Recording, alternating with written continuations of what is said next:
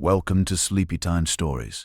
Hello, my dear friends, to this gentle journey through the gilded halls of Versailles and into the tumultuous world of 18th century France. Tonight we drift together into the extraordinary life of a young Austrian princess who would become one of history's most fascinating and tragic figures. Whether you're settling in for sleep or simply seeking respite from the modern world, I'm grateful you've chosen to spend these quiet hours with me. I'd love to hear where you're listening from tonight. What corner of the world has brought you to this story of royal splendor and revolutionary upheaval? If this kind of soothing historical storytelling brings you peace, consider subscribing for more tales that can carry you gently into rest. We have countless stories waiting to unfold in these tranquil evening hours. What I'm about to share with you isn't just another tale of royal excess and political intrigue. This is the remarkable story of Maria Antonia Jose. This is the remarkable story of Maria Antonia, who would become Marie Antoinette, Queen of France. A woman whose name alone could ignite passion, fury, and fascination across an entire nation.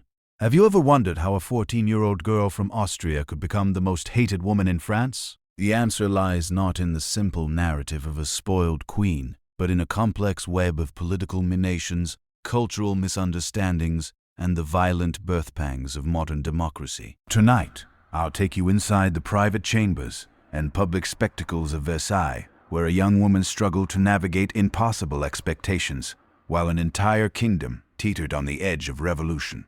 By the end of our journey together, you'll understand how Marie Antoinette became both a symbol of royal excess and a tragic victim of forces far beyond her control. But before we enter the opulent world of French royalty, let me paint you a picture of the Europe that shaped her destiny.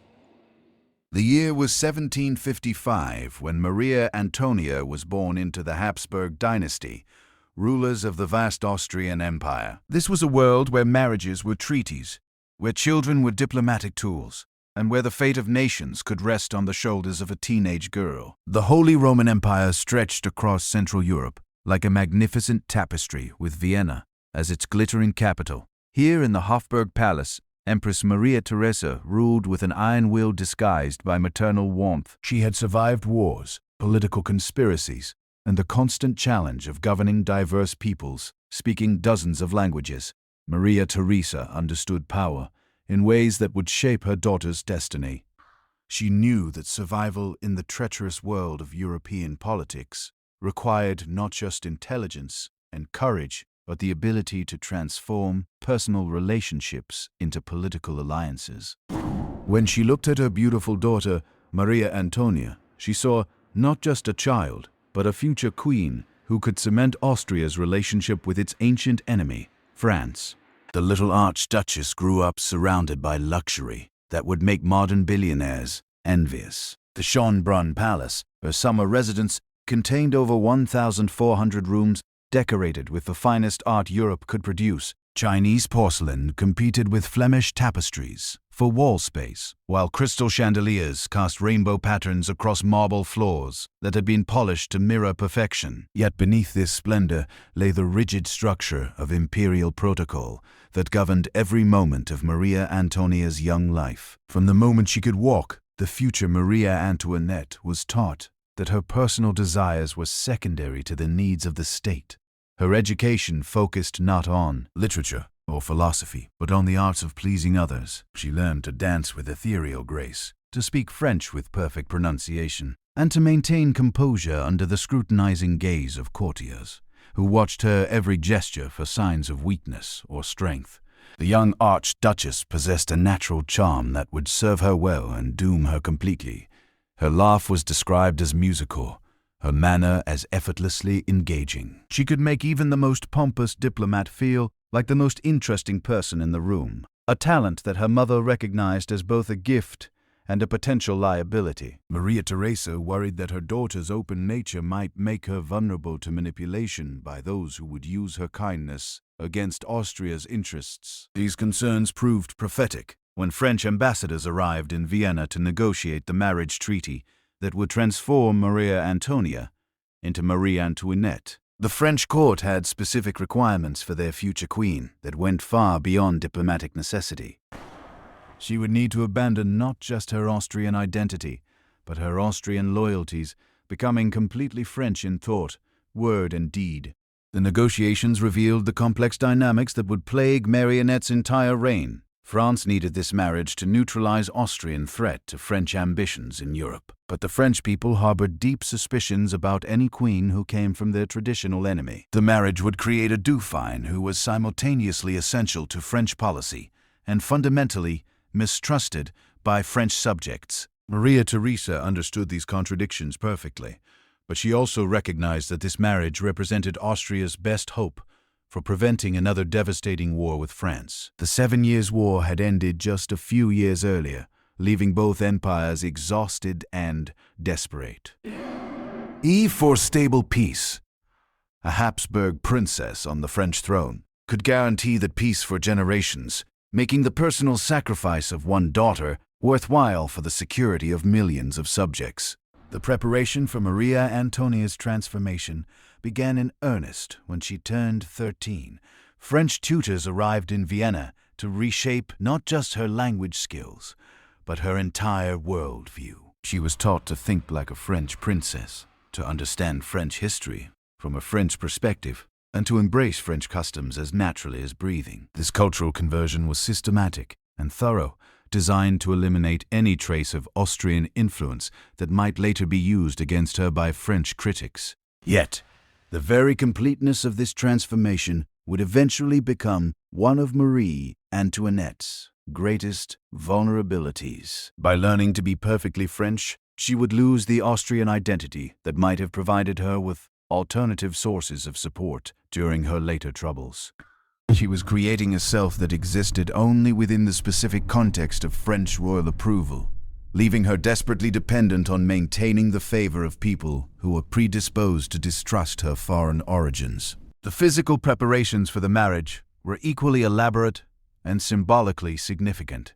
Maria Antonia's trousseau required months to assemble with seamstresses, working around the clock to create wardrobes that would establish her status as the most magnificently dressed woman in Europe. Every gown, every piece of jewelry, every accessory was chosen to send specific messages about Austrian wealth, French taste, and imperial power. The wedding dress itself was a masterpiece of diplomatic messaging, incorporating Austrian symbols with French aesthetics in ways that honored both traditions while clearly establishing the bride's new national loyalty. The silk came from French looms, the lace from French artisans, the pearls from French colonial territories.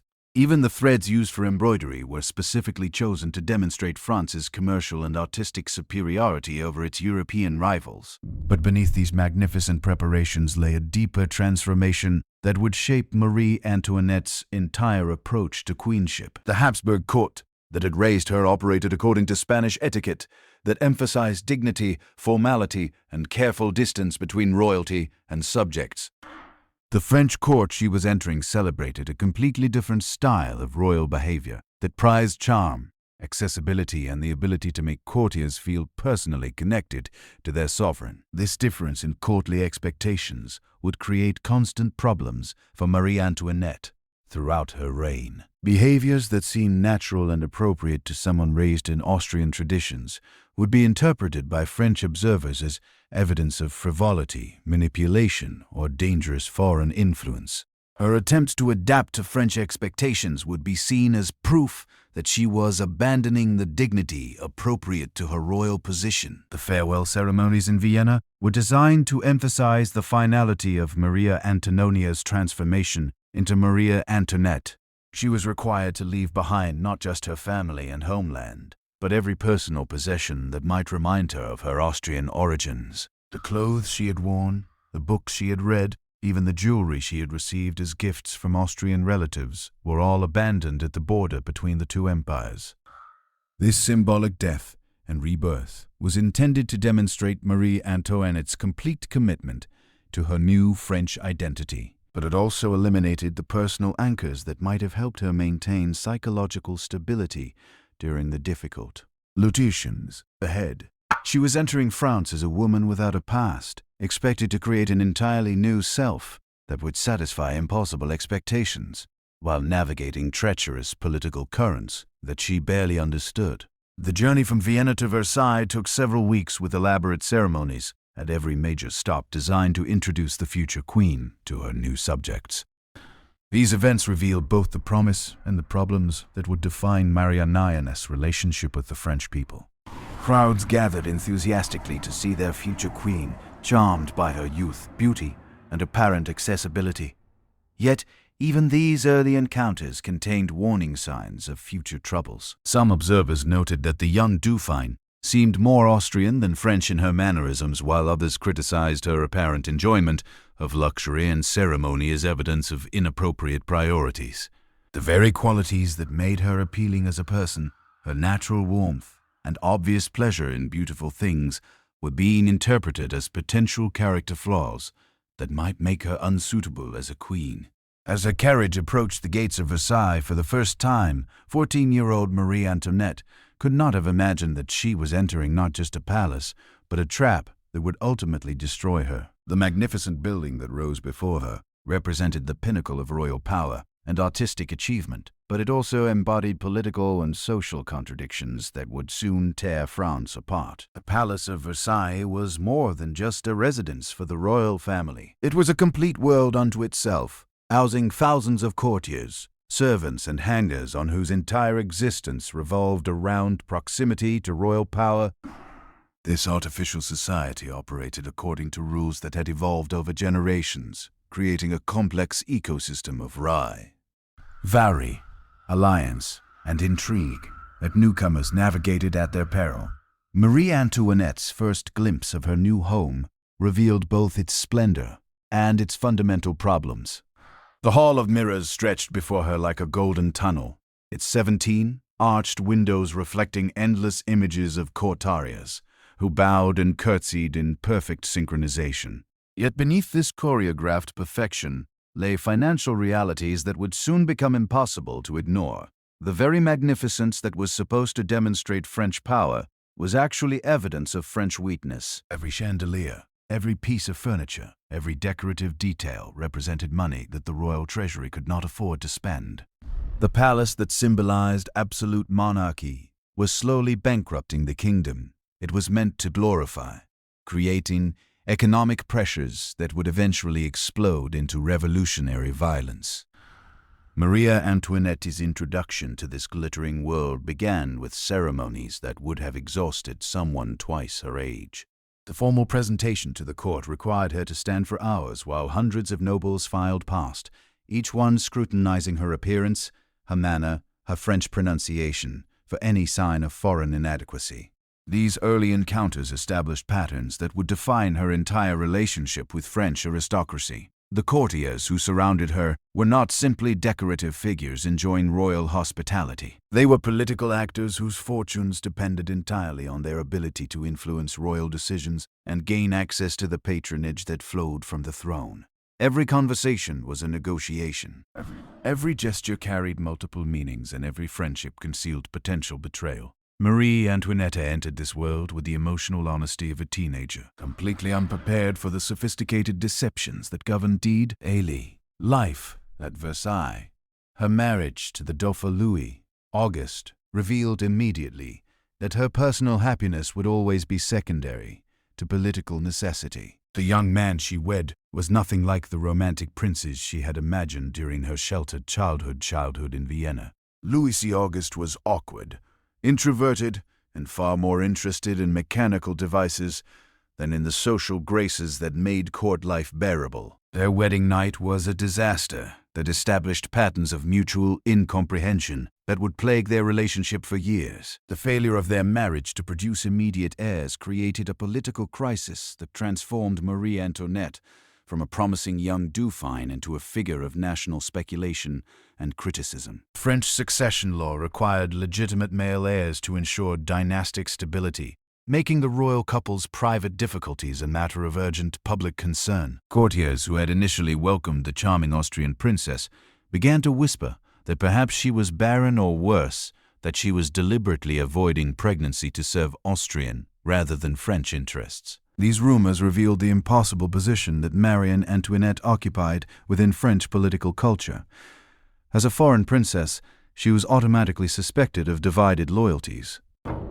But as a potential queen mother, she was expected to produce French heirs who would strengthen the dynasty. Her failure to immediately fulfill this biological imperative was interpreted not as a private misfortune, but as evidence of potential treason against the French crown. The young Dauphine's response to these pressures demonstrated both her resilience and her fundamental misunderstanding of her political situation. Rather than retreating into dignified silence, she threw herself into the social life of Versailles. With an enthusiasm that delighted her friends and horrified her critics, she danced until dawn, gambled with reckless abandon, and surrounded herself with a circle of companions who shared her love of pleasure and her apparent indifference to political consequences. This behavior was natural for someone of her age and temperament, but it was catastrophic for her public image. French subjects, who were struggling with economic hardships that made basic survival difficult, could not understand why their future queen seemed to spend every waking moment in pursuit of entertainment. The contrast between royal luxury and popular suffering was becoming impossible to ignore, creating resentments that would eventually explode into revolutionary fury. The cultural differences that separated Austrian and French approaches to royal behavior became more pronounced as Marie Antoinette attempted to establish her own style of queenship. The Austrian court that had raised her emphasized personal virtue and religious devotion as the foundations of legitimate authority. Rulers were expected to demonstrate their worthiness through moral example and careful attention to their subjects' welfare. French royal tradition, by contrast, had evolved to celebrate the monarch as a semi-divine figure whose very existence transcended ordinary moral categories. The king and queen were supposed to embody perfection so complete that normal human limitations simply did not apply to them. This theoretical elevation above humanity was supposed to justify their absolute power over their subjects' lives and property. Marie Antoinette's attempts to reconcile these conflicting expectations created confusion that her enemies would eventually exploit to destroy her. When she tried to demonstrate virtue through personal piety and charitable works, critics accused her of hypocrisy for maintaining religious practices while living in obvious luxury. When she said the divine pretensions of French royalty, opponents pointed to her foreign origins as evidence that she was unsuited for such elevated status. The birth of her first child in 1778 finally provided Marie Antoinette with the political security she had desperately needed. But it also exposed her to new forms of criticism that revealed the deep contradictions within French attitudes toward royal power. The elaborate ceremonies surrounding the birth were designed to demonstrate that the queen had fulfilled her most important duty by producing a potential heir to the throne. Yet the very public nature of these celebrations also highlighted the artificial character of a royal family life at Versailles. The queen's pregnancy, labor, and recovery were managed as public spectacles rather than private experiences with courtiers, monitoring every detail to ensure that proper protocols were followed. This transformation of intimate moments into political theater reflected the broader ways that royal identity had become completely separated from normal human experience. The child, Princess Mary T.Z. Charlotte, was welcomed with genuine relief by the royal family, but her gender created new anxieties about the succession that would continue to plague the monarchy. French law required male heirs to ensure legitimate succession, meaning that Marie Antoinette would need to produce sons to truly secure her political position. The pressure to bear male children would dominate her life for the next several years, creating stress that affected both her physical health and her emotional stability. Meanwhile, the economic problems that had been building throughout Louis X-15's reign were becoming impossible to ignore. The 7 Years' War had left France with debts that consumed an enormous portion of royal revenues, leaving insufficient funds for basic governmental functions. The tax system that was supposed to support the monarchy had become so riddled with exemptions and inefficiencies that it actually increased economic inequality while failing to generate adequate income. Marie Antoinette's involvement in these financial discussions was limited by both her gender and her foreign origins, but she could not escape the political consequences of decisions made in her name.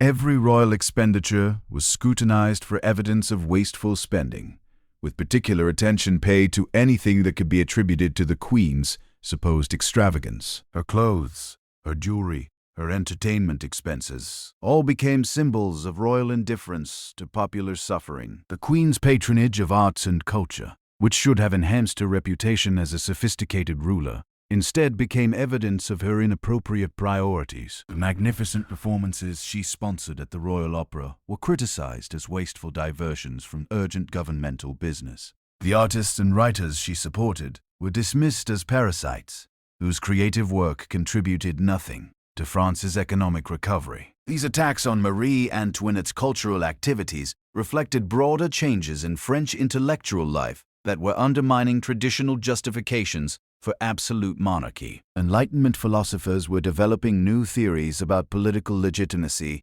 that emphasized the consent of the governed rather than divine right as the foundation of governmental authority.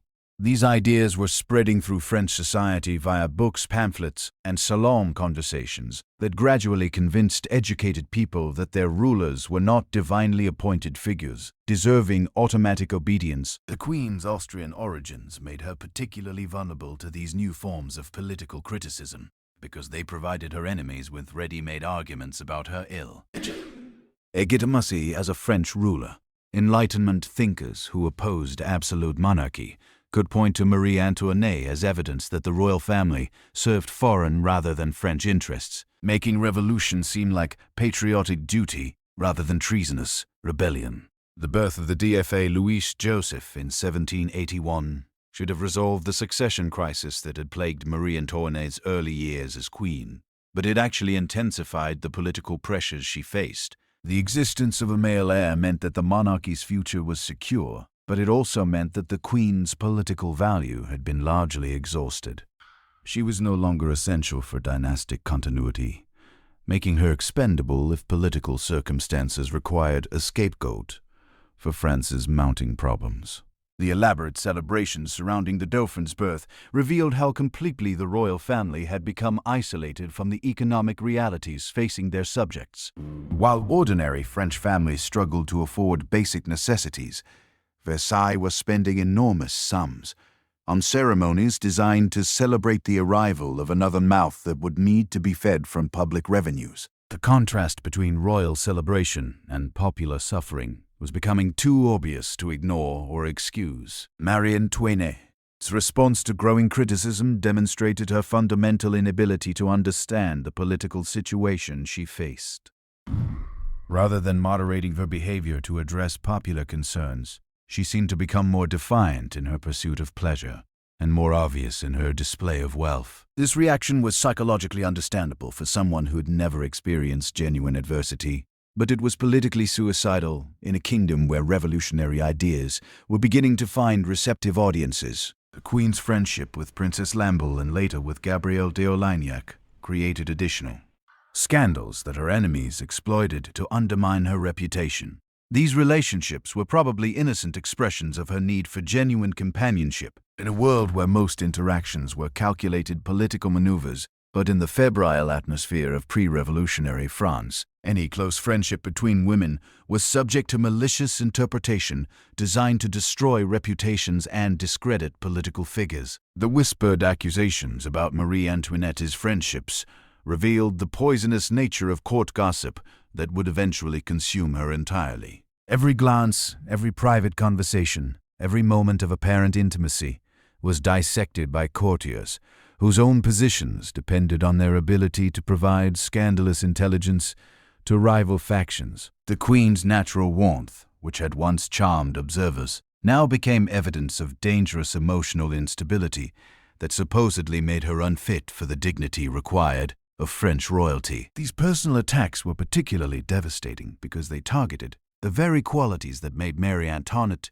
human rather than simply a political symbol. Her capacity for genuine friendship, her spontaneous laughter, her obvious pleasure in beautiful things. All of these traits that should have made her more relatable to her subjects were twisted into proof of moral corruption that threatened the kingdom's spiritual foundations. The affair of the diamond necklace in 1785 would destroy whatever remained of Marie Antoinette's reputation among the French people, even though she was completely innocent of any wrongdoing. This elaborate fraud, orchestrated by the Comtesse de la exploited the Queen's name to deceive Cardinal de Rohan into purchasing an extraordinarily expensive necklace, under the false belief that Marie Antoinette had secretly commissioned it. The necklace itself was a monument to the excess that characterized pre-revolutionary France. Created by the royal jewelers Balmer and Bass, it contained over 600 diamonds arranged in elaborate festons and tassels that would have weighed several pounds when worn. The price, over 1.5 million livres, represented more than the annual income of thousands of ordinary French families. Even the existence of such an object seemed to mock the poverty that was spreading throughout the kingdom. Cardinal D.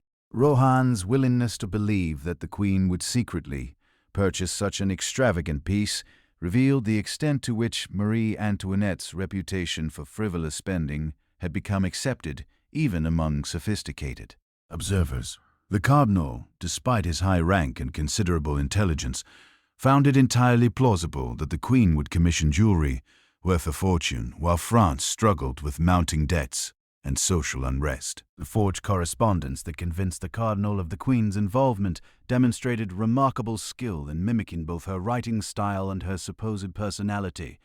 The letters portrayed Marie Antoinette as impulsive, secretive, and obsessed with luxury, to the point of recklessness. These fictional characteristics aligned so perfectly with popular perceptions of the Queen that the forgeries seemed more authentic than her actual writings. When the fraud was discovered, the resulting scandal destroyed reputations throughout the French court, while providing revolutionary propagandists with perfect ammunition for their attacks on royal legitimacy. The fact that Marie Antoinette was innocent of any involvement in the scheme seemed irrelevant to public opinion, which had already decided that her guilt was consistent with everything they believed about her character and priorities.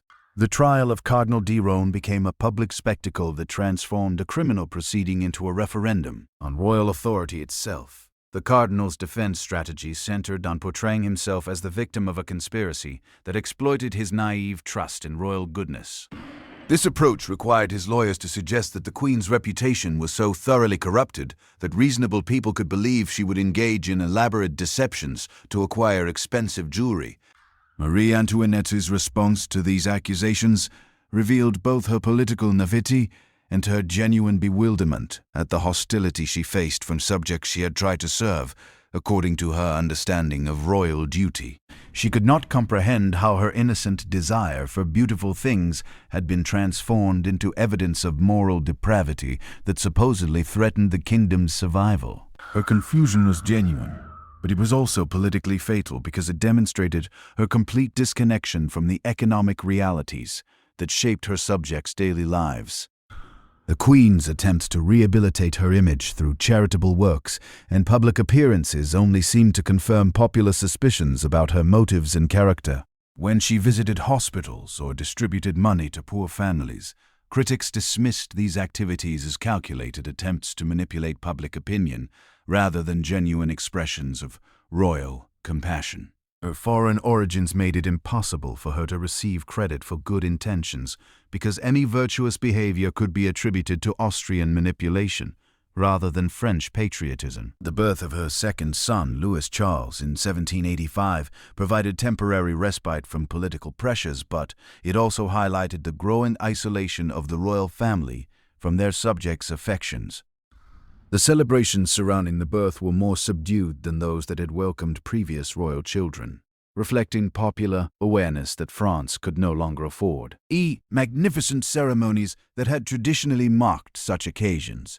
The little prince's christening revealed the extent to which financial constraints were limiting even the most basic royal functions. The ceremony, while still elaborate by ordinary standards, was noticeably simpler than previous royal baptisms, with fewer guests, less expensive decorations, and reduced expenditures on food and entertainment. These economies were necessary to avoid further inflaming public opinion, but they also signaled the monarchy's weakening position within French society. Marie Antoinette's relationship with her children provided her with genuine happiness that contrasted sharply with the artificial pleasures that dominated court life.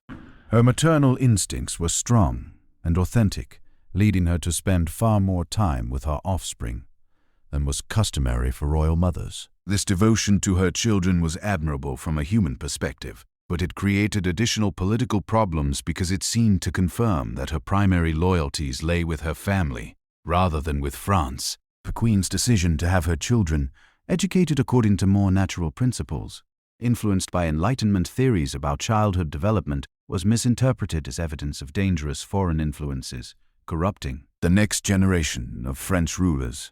Her attempts to give her children more normal childhoods with less rigid protocol and more opportunities for spontaneous play were criticized as inappropriate relaxation of standards that maintained royal dignity and authority.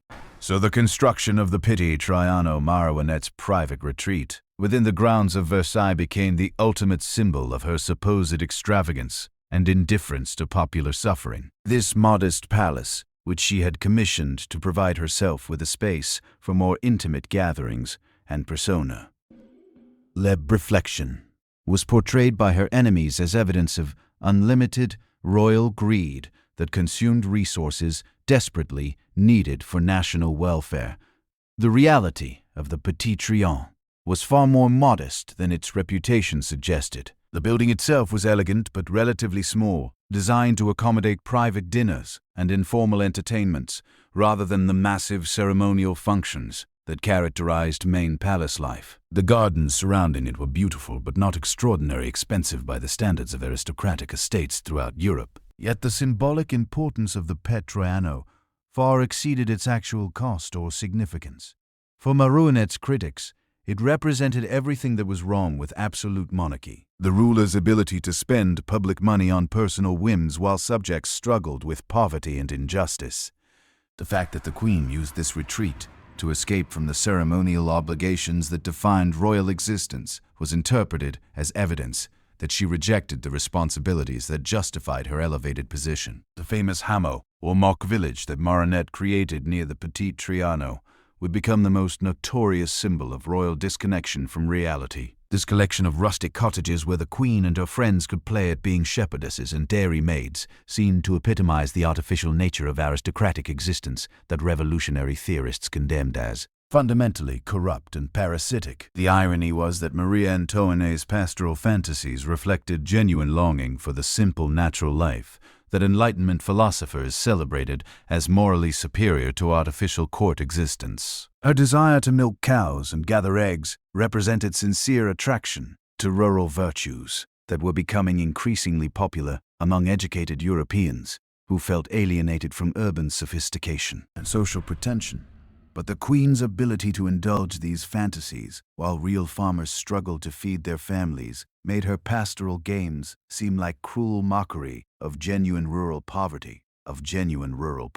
The perfectly maintained cottages, the carefully bred livestock, the servants dressed as peasants who performed actual labor while she played at rustic simplicity. All of this created an image of royal frivolity that her enemies would exploit mercilessly in their propaganda campaigns. The financial crisis that had been building throughout Louis XVI reign finally reached critical proportions by 1786, forcing the monarchy to confront economic realities that could no longer be ignored or postponed. The Assembly of Notables, convened to address the kingdom's fiscal emergency, revealed the extent to which France's financial problems had become insoluble within existing political structures. Marie Antoinette's role in these discussions was necessarily limited, but she could not escape responsibility for the crisis in public opinion. Every previous royal expenditure was scrutinized for evidence of wasteful spending that had contributed to national bankruptcy. Her clothes, her jewelry,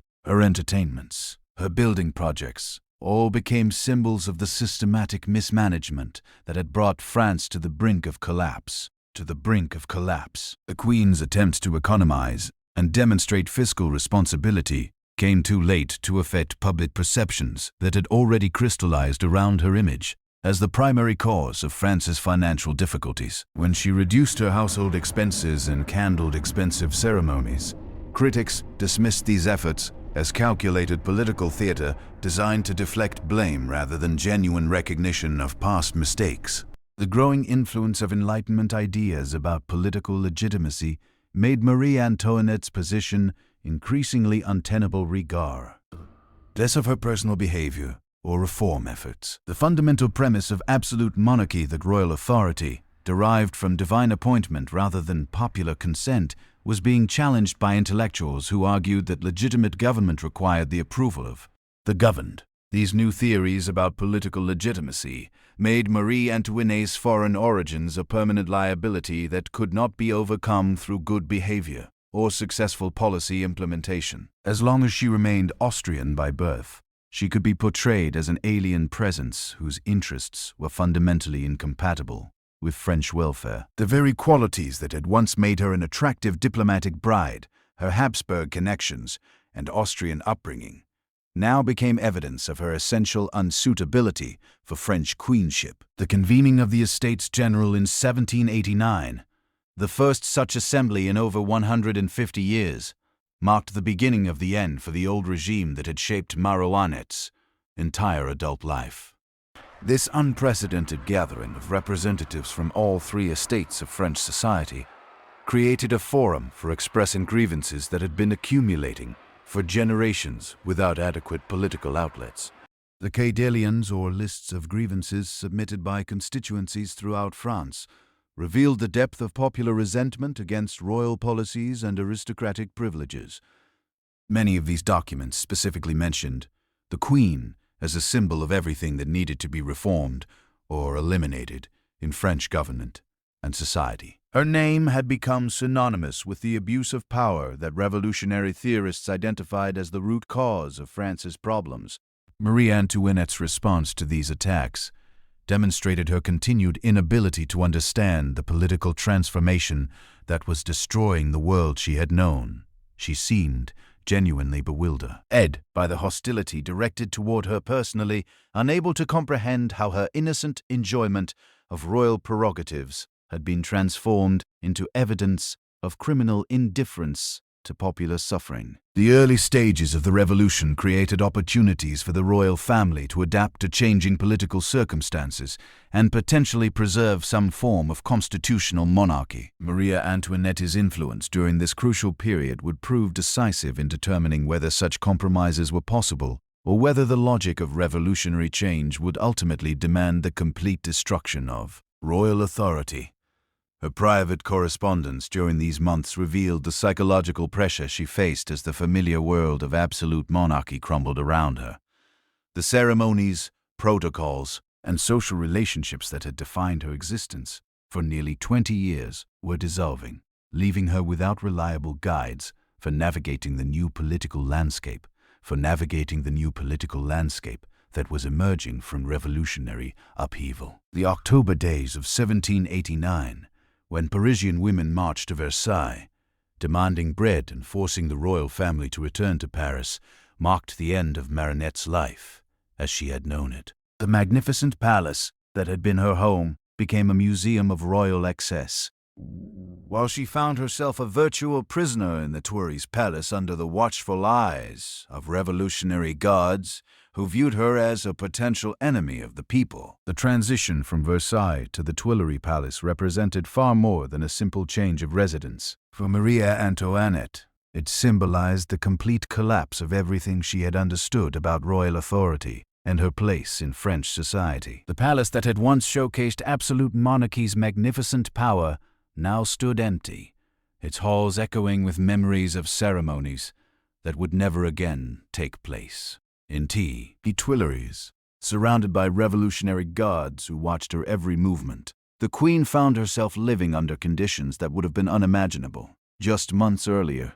The elaborate etiquette that had governed every moment at Versailles was replaced by the suspicious scrutiny of men who viewed royal protocol as evidence of aristocratic conspiracy against popular liberty. Every private conversation was potentially treasonous, every gesture subject to revolutionary interpretation.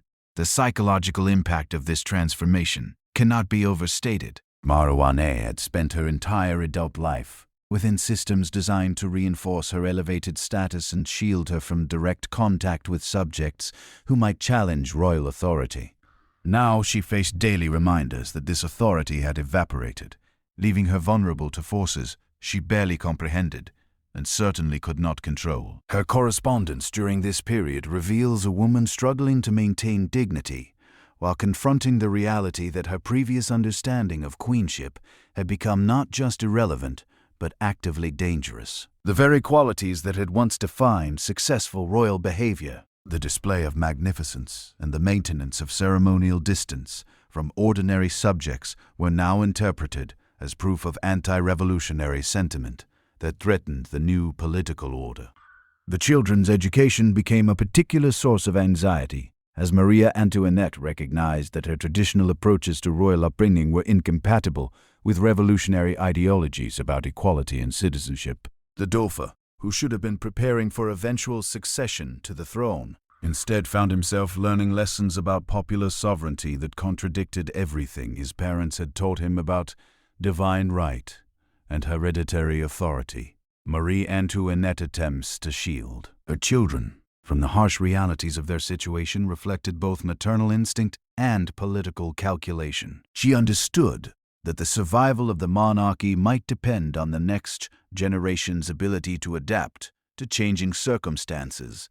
But she also recognized that too much adaptation might eliminate the very qualities that distinguished royal authority from ordinary political leadership. The Queen's relationship with her husband during this crucial period was complicated by their different approaches to revolutionary pressure. Louis XVI temperamentally inclined toward compromise, and negotiation seemed willing to accept constitutional limitations on royal power if they allowed the monarchy to survive in some form. Marie Antoinette, by contrast, viewed such concessions as betrayals of fundamental principles that would ultimately destroy royal authority entirely. This disagreement between the king and queen about appropriate responses to revolutionary demands created additional stress within the royal family, while providing their enemies with evidence of internal discord that could be exploited for political advantage. Every private argument between the royal couple was potentially public knowledge, thanks to the network of spies and informers who monitored their daily activities. The flight to Vennes in June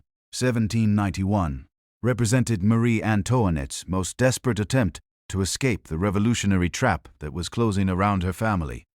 This carefully planned journey toward the Austrian border was designed to place the royal family beyond the reach of revolutionary authorities while enabling them to organize counter-revolutionary resistance with foreign support. The decision to attempt this escape reflected Marie Antoinette's growing conviction that compromise with revolutionary forces was impossible and that survival required complete rejection of the new political order.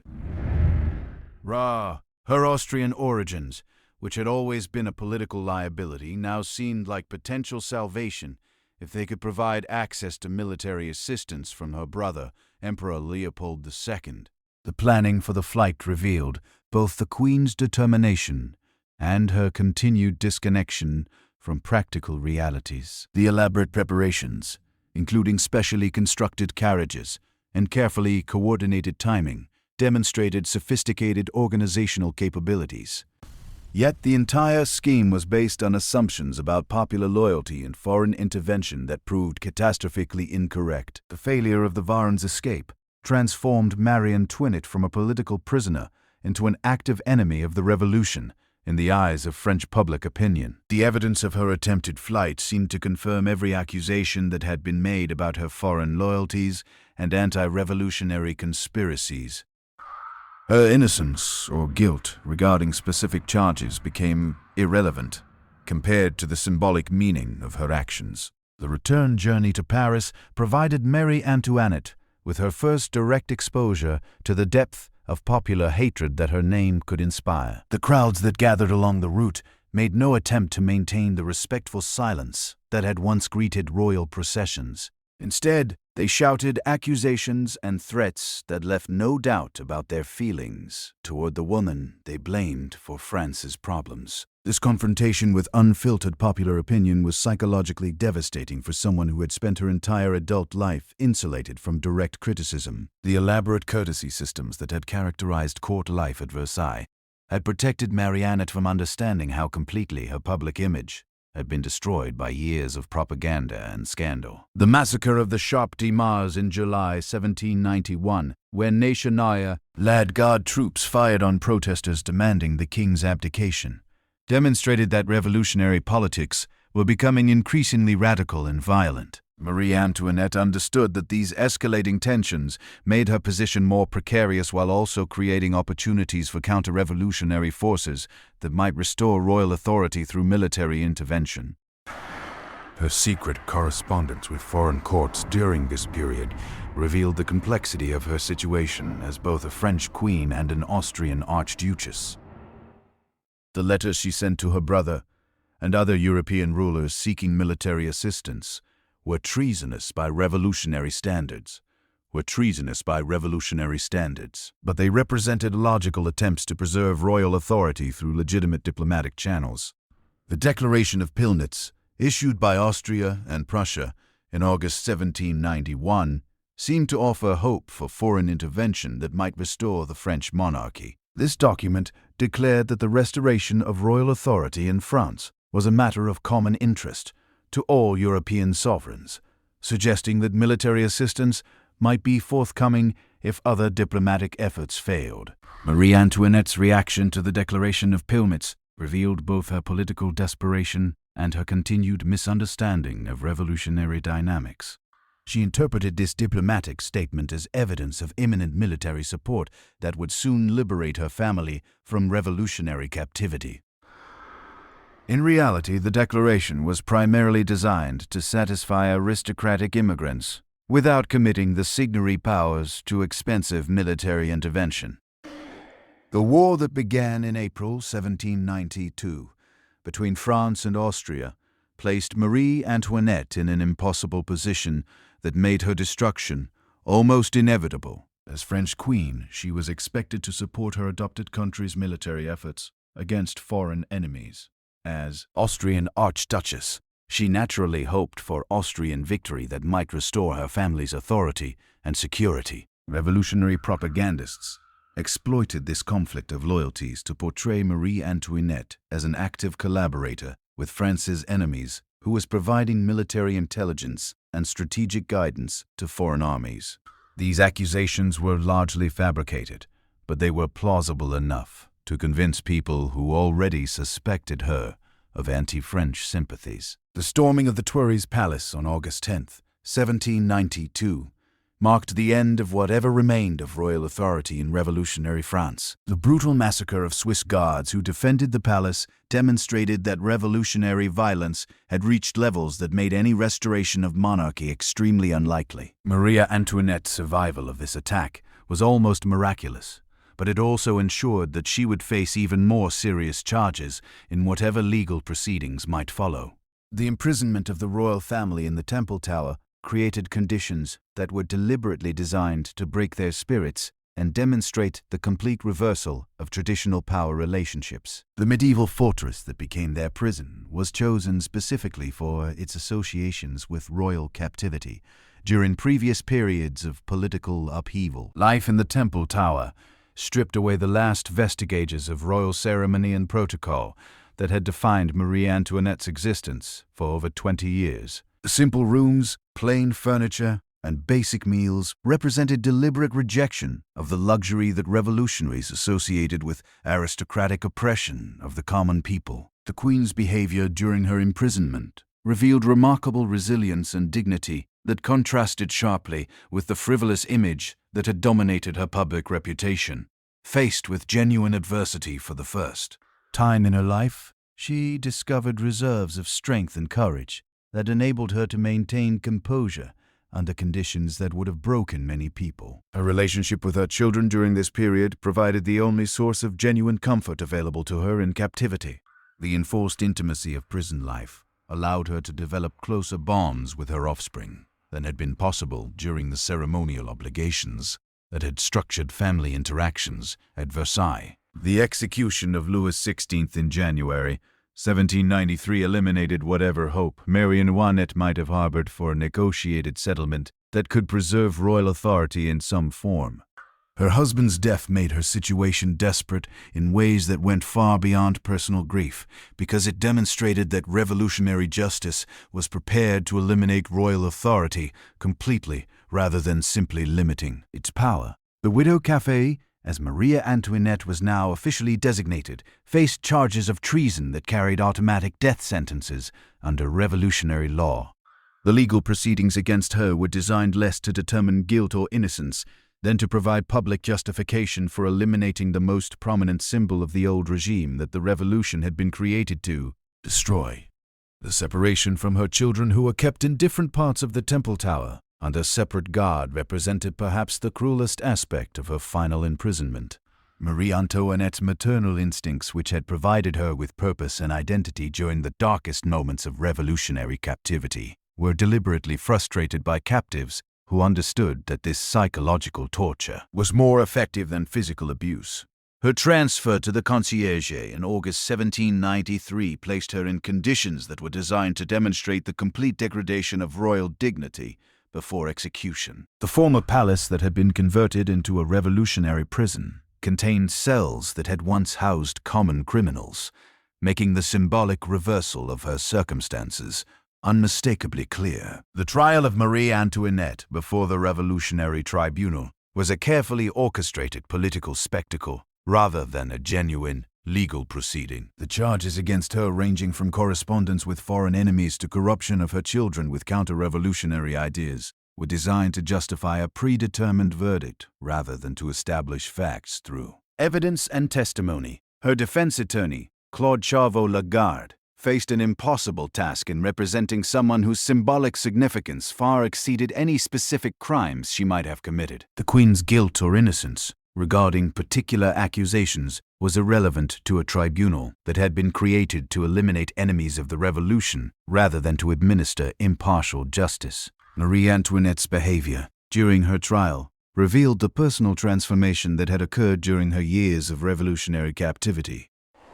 The frivolous young woman, who had once been obsessed with fashion and entertainment, had been replaced by someone who faced death with remarkable composure and dignity. Her final letter, written to Madame Elizabeth on the morning of her execution, demonstrated forgiveness toward her enemies that contrasted sharply with the vindictive hatred that had characterized revolutionary attitudes toward royal authority. This document revealed spiritual depths that had been invisible during her years of apparent superficiality at Versailles. The journey to the scaffold through the streets of Paris provided Marie Antoinette with her final confrontation with the popular hatred that had been building against her for over 2 decades. The crowds that gathered to witness her execution represented the triumph of revolutionary justice over aristocratic privilege, but they also demonstrated the violent extremism that would ultimately consume the revolution itself. Her execution on October 16, 1793, eliminated not just an individual woman, but a symbol of royal authority that had shaped European political culture for centuries. The death of Marie Antoinette represented the complete victory of revolutionary ideologies over traditional monarchical principles, establishing precedents that would influence political development throughout the modern world. The immediate aftermath of her execution revealed the complex legacy that Marie Antoinette would leave for future generations. Revolutionary propagandists celebrated her death as the elimination of France's greatest enemy, while counter-revolutionary forces transformed her into a martyr whose suffering symbolized the injustices committed in the name of popular liberation. The historical reputation of Marie Antoinette has continued to evolve over the centuries since her death, with each generation discovering new aspects of her story that reflect their own concerns about power, gender, and political legitimacy. The teenage Austrian princess, who became Queen of France, continues to fascinate people who struggle to understand how individual choices and historical forces combined to create one of history's most dramatic tragedies. Her story remains relevant not simply because of its dramatic elements, but because it illuminates enduring questions about the relationship between personal character and political responsibility. The woman who was condemned for her supposed frivolity and extravagance was ultimately destroyed by forces far larger than any individual personality flaws or moral failings. The French Revolution that consumed Marie Antoinette also transformed European political culture in ways that continue to influence contemporary debates about democracy, equality, and legitimate authority. Her death marked not just the end of an individual life, but the conclusion of an entire historical epoch that had been based on fundamentally different assumptions about power and social organization. The Palace of Versailles, which had been the center of Marie Antoinette's world for nearly 2 decades, became a museum dedicated to preserving the memory of royal magnificence that revolutionary violence had swept away. The empty rooms and silent gardens serve as monuments to a way of life that was destroyed so completely that it can only be understood through historical imagination rather than lived experience. Yet the fascination with Marie Antoinette's story suggests that something essential about human nature transcends the particular political and social circumstances that shaped her tragic fate. Her journey from privileged youth to revolutionary victim continues to resonate with people who recognize universal themes of love, loss, and the struggle to maintain dignity under impossible circumstances. The legacy of Marie Antoinette extends far beyond the specific events of her life and death,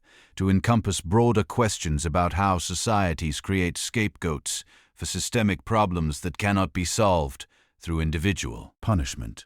Her transformation from Austrian princess to French queen to revolutionary enemy illustrates how personal identity can be shaped and distorted by political forces that individuals cannot control or fully comprehend. The destruction of Marie Antoinette created ripples that extended far beyond the borders of revolutionary France, transforming her from a historical figure into a powerful symbol whose meaning would be contested and reinterpreted by successive generations. The woman who had once embodied the pinnacle of royal privilege became in death a complex icon representing everything from feminine vulnerability to aristocratic excess, from foreign interference to martyred innocence. In the immediate aftermath of her execution, the various factions that had emerged from revolutionary upheaval began constructing competing narratives about her life and significance. The Jacobins, who had orchestrated her destruction, portrayed her death as the necessary elimination of counter-revolutionary poison that had threatened to corrupt the pure ideals of Republican government. Their propaganda emphasized her foreign origins and alleged treasonous correspondence as evidence that her execution had saved France from Austrian domination, disguised as royal authority. The Girondas, who had been purged from revolutionary leadership before her trial, developed more nuanced interpretations that acknowledged her personal tragedy while maintaining that her death had been politically necessary. These moderate revolutionaries understood that Marie Antoinette's destruction reflected the dangerous extremism that was consuming the revolution itself, but they could not publicly defend someone who had become such a powerful symbol of everything the new republic opposed.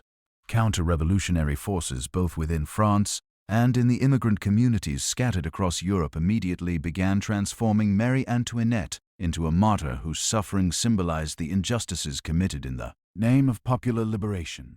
These royalist interpretations emphasized her maternal virtues, her religious devotion, and her dignified acceptance of persecution as evidence that revolutionary violence had destroyed innocence rather than eliminating genuine threats to public welfare. The Catholic Church, which had been brutally suppressed during the radical phase of the revolution, found in Marie Antoinette's story powerful ammunition for its campaign against revolutionary atheism and materialism.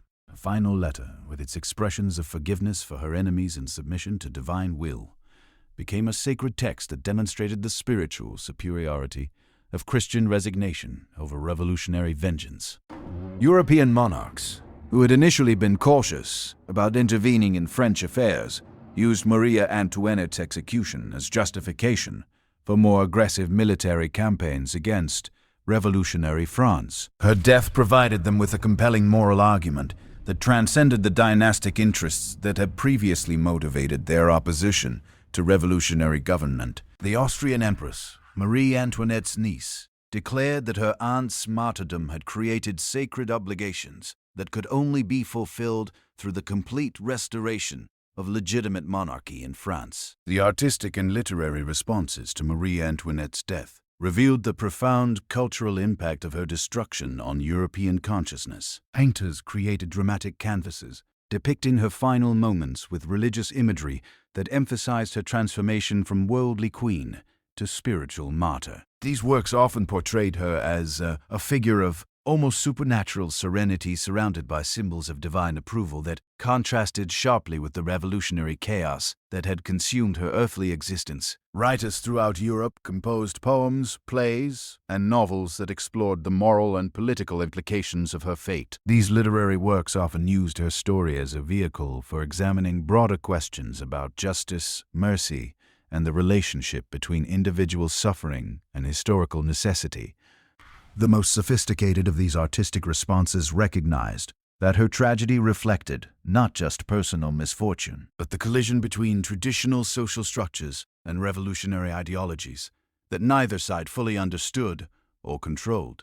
The emergence of Napoleon Bonaparte and his eventual establishment of the French Empire created new opportunities for reassessing Marie Antoinette's legacy within the context of France's political evolution. Napoleon's restoration of many aristocratic forms and ceremonies seemed to vindicate those who had argued that revolutionary extremism had destroyed valuable traditions along with harmful abuses.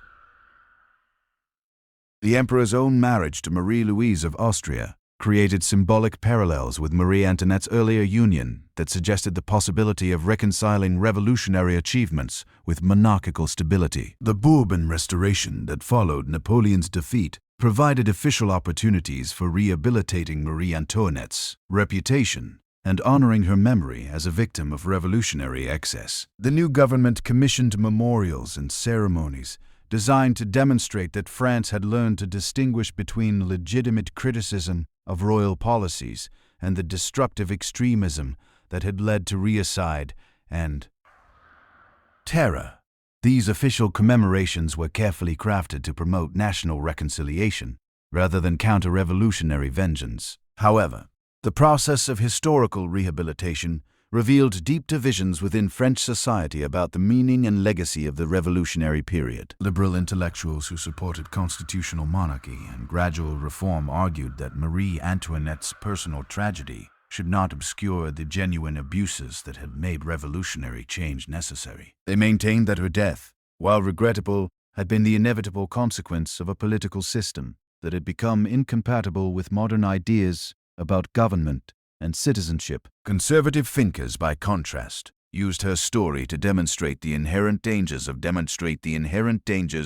democratic politics and popular sovereignty. They argued that her destruction proved that revolutionary ideologies inevitably led to violence and injustice because they rejected the traditional restraints that had evolved over centuries to limit governmental power and protect individual rights. For these intellectuals, Marie Antoinette's fate served as a permanent warning about the consequences of abandoning established institutions in favor of abstract theories about political organization. The Romantic movement that dominated European culture during the early 19th century found in Marie Antoinette's story themes that perfectly embodied their aesthetic and philosophical concerns. Romantic artists and writers were fascinated by the contrast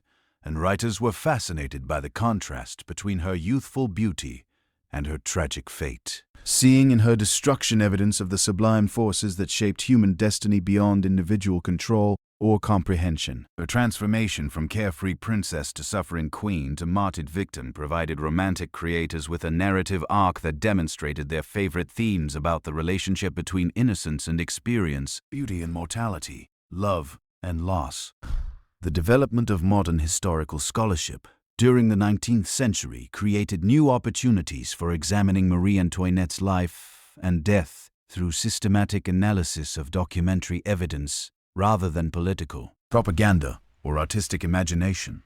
Professional historians began investigating the actual circumstances of her reign, her personal relationships, and her political activities with methods designed to distinguish between verifiable facts and legendary accretions that had accumulated around her memory. These scholarly investigations revealed that much of the popular mythology surrounding Marie Antoinette had been based on deliberate fabrications created by her political enemies or romantic exaggerations developed by her defenders. The real woman who emerged from careful historical research was more complex and more human than either the demonic figure portrayed by revolutionary propaganda or the saintly martyr celebrated by counter-revolutionary hagiography.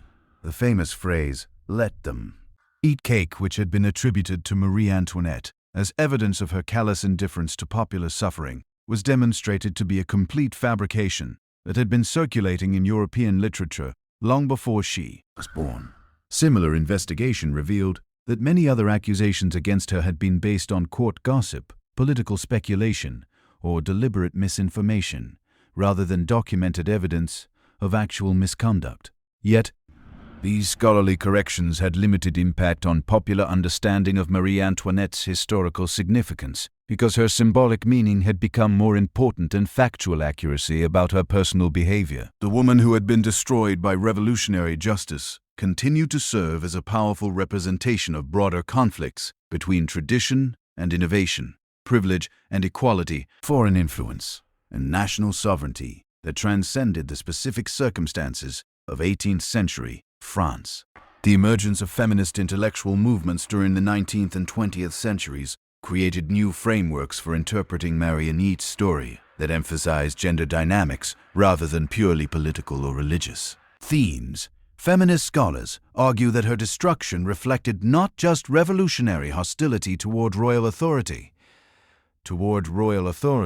but deeper cultural anxieties about female power and sexuality that had made her particularly vulnerable to the kinds of personal attacks that had undermined her political position. These feminist interpretations highlighted the ways that criticism of Marie Antoinette had focused obsessively on her appearance, her friendships, her spending habits, and other aspects of her behavior that were typically used to police women's conduct, rather than to evaluate political performance. The systematic destruction of her reputation through gendered insults and sexual innuendo revealed patterns of misogyny that had shaped not just her personal fate, but the broader development of European political culture. The 20th century's experience with totalitarian regimes and ideological violence created new context for understanding the revolutionary justice that had consumed Marie Antoinette, along with thousands of other victims during the terrorist scholars who had witnessed the systematic persecution of entire social classes by Nazi and communist governments recognized disturbing parallels between 18th century revolutionary extremism and modern totalitarian practices. These comparative analyses suggested that Marie Antoinette's destruction had been part of a broader pattern of ideological violence that targeted individuals not for specific crimes, but for their symbolic representation of social groups or cultural values. That revolutionary movement sought to eliminate her execution had established precedents for the kind of systematic persecution that would characterize the most destructive political movements of the modern era. The development of popular culture industries during the 20th century created new opportunities for reimagining Marie Antoinette's story through films, novels, from discrete occasion, from course, films, novels, and other media that reached mass audiences rather than educated elites. These popular representations often emphasize romantic and dramatic elements of her biography, while downplaying the complex political and social factors that had shaped her historical significance.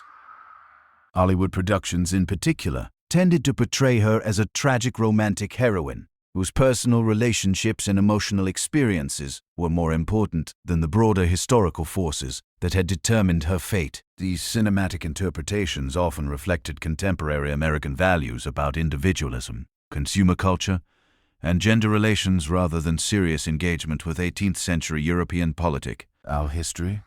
The late 20th century witnessed renewed scholarly interest in Marie Antoinette's story, as historians developed new methods for analyzing the cultural and social dimensions of political power. These approaches emphasized the importance of ritual ceremony and symbolic representation in maintaining governmental authority, suggesting that her destruction had reflected not just ideological conflicts, but fundamental changes in how European societies understood the relationship between rulers and subjects. Cultural historians argued that Marie Antoinette's fate had been sealed not just by her political mistakes or personal failings, but by her inability to adapt to changing expectations about royal behavior and public accountability. The ceremonial magnificence that had once demonstrated legitimate authority had become by the late 18th century evidence of illegitimate privilege that alienated rather than inspired popular loyalty. The bicentennial commemorations of the French Revolution in 1989 provided occasions for reassessing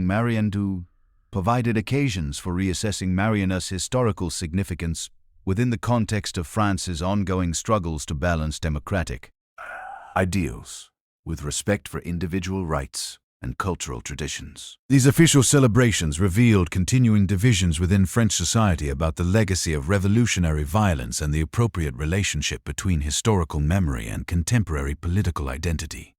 Some commemorative events emphasize the progressive achievements of revolutionary democracy, while acknowledging that the terror had represented a tragic departure from the humanitarian ideals that had initially inspired political reform. These balanced approaches suggested that Marie Antoinette's destruction, while historically understandable, had violated principles of justice and human dignity that should guide modern democratic societies. Other célèbres fictions maintained that revolutionary violence had been necessary to eliminate entrenched privileges and systematic oppression that could not have been reformed through peaceful means. These interpretations argued that Marie Antoinette's fate, however personally tragic, had been politically necessary to establish the democratic principles that continue to shape French political culture. The emergence of global feminist movements during the late 20th and early 21st centuries created international audiences for Marie Antoinette's story that emphasized her experience as a woman navigating patriarchal political systems that provided few opportunities for authentic female agency. These contemporary interpretations often portrayed her apparent frivolity and materialism as understandable responses to the limited roles available to women in aristocratic society. Feminist scholars argued that Marie Antoinette's destruction had reflected not just revolutionary hostility toward royal authority, but deeper cultural conflicts about appropriate feminine behavior that continued to shape women's experiences in modern democratic societies. Her fate served as a cautionary tale about the dangers facing women who challenged conventional expectations about female submission and domestic limitation. The development of consumer culture during the 20th century created new context for understanding Marie Antoinette's supposed obsession with luxury and fashion. Modern scholars suggested that her spending habits, while excessive by 18th century standards, had reflected emerging patterns of consumption and display that would become characteristic features of modern capitalist societies. These economic interpretations argued that Marie Antoinette had been ahead of her time in recognizing the political and cultural significance of consumer goods, fashion, and lifestyle choices. Her supposed frivolity had represented sophisticated understanding of how material culture could be used to communicate social status and political authority in increasingly complex commercial societies. The 21st century has witnessed a continued fascination with Marie Antoinette's story as contemporary audiences struggle to understand the relationship between celebrity culture, political power, and social media in democratic societies.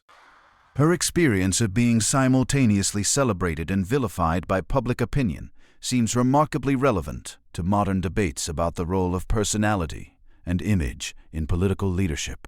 Digital technologies have created new opportunities for re-examining historical evidence about Marie Antoinette's life while also generating new forms of popular culture that reinterpret her story for contemporary audiences.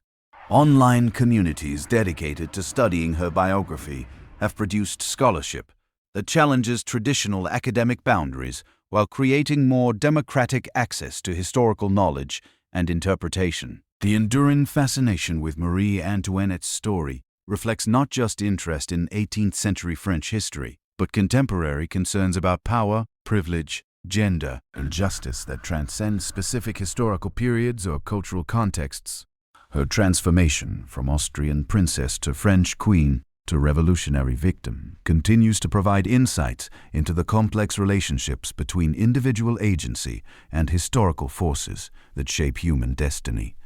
Modern biographers have emphasized the psychological dimensions of her story, exploring how someone raised in the artificial environment of absolute monarchy could develop the emotional resources necessary to face persecution and death with dignity. These psychological analyses suggest that her apparent superficiality during her early years as queen had concealed depths of character that only became visible under extreme pressure. The restoration and preservation of Versailles as a historical museum has created physical spaces where contemporary visitors can experience something of the world that shaped Marie Antoinette's understanding of royal authority and social hierarchy. Walking through the Hall of Mirrors or visiting the Petit Trien allows modern people to glimpse the material culture that had defined her daily existence, while also recognizing how completely that world was destroyed by revolutionary change. These preserved spaces serve as monuments not just to royal magnificence, but to the fragility of political and social systems that can appear permanent and inevitable to those who live within them. The empty rooms and silent gardens of Versailles remind contemporary visitors that even the most elaborate human institutions are subject to historical forces that can sweep away centuries of tradition in just a few years of revolutionary upheaval. The educational programs developed around Marie Antoinette's story in schools and museums throughout the world have created opportunities for young people to explore fundamental questions about justice, responsibility, and historical change through engaging with her biography. Her life provides accessible entry points for discussing complex topics about political development, social inequality, and cultural conflict that continue to shape contemporary global society. Teachers have found that students respond powerfully to the human dimensions of her story, while also learning important lessons about the dangers of political extremism.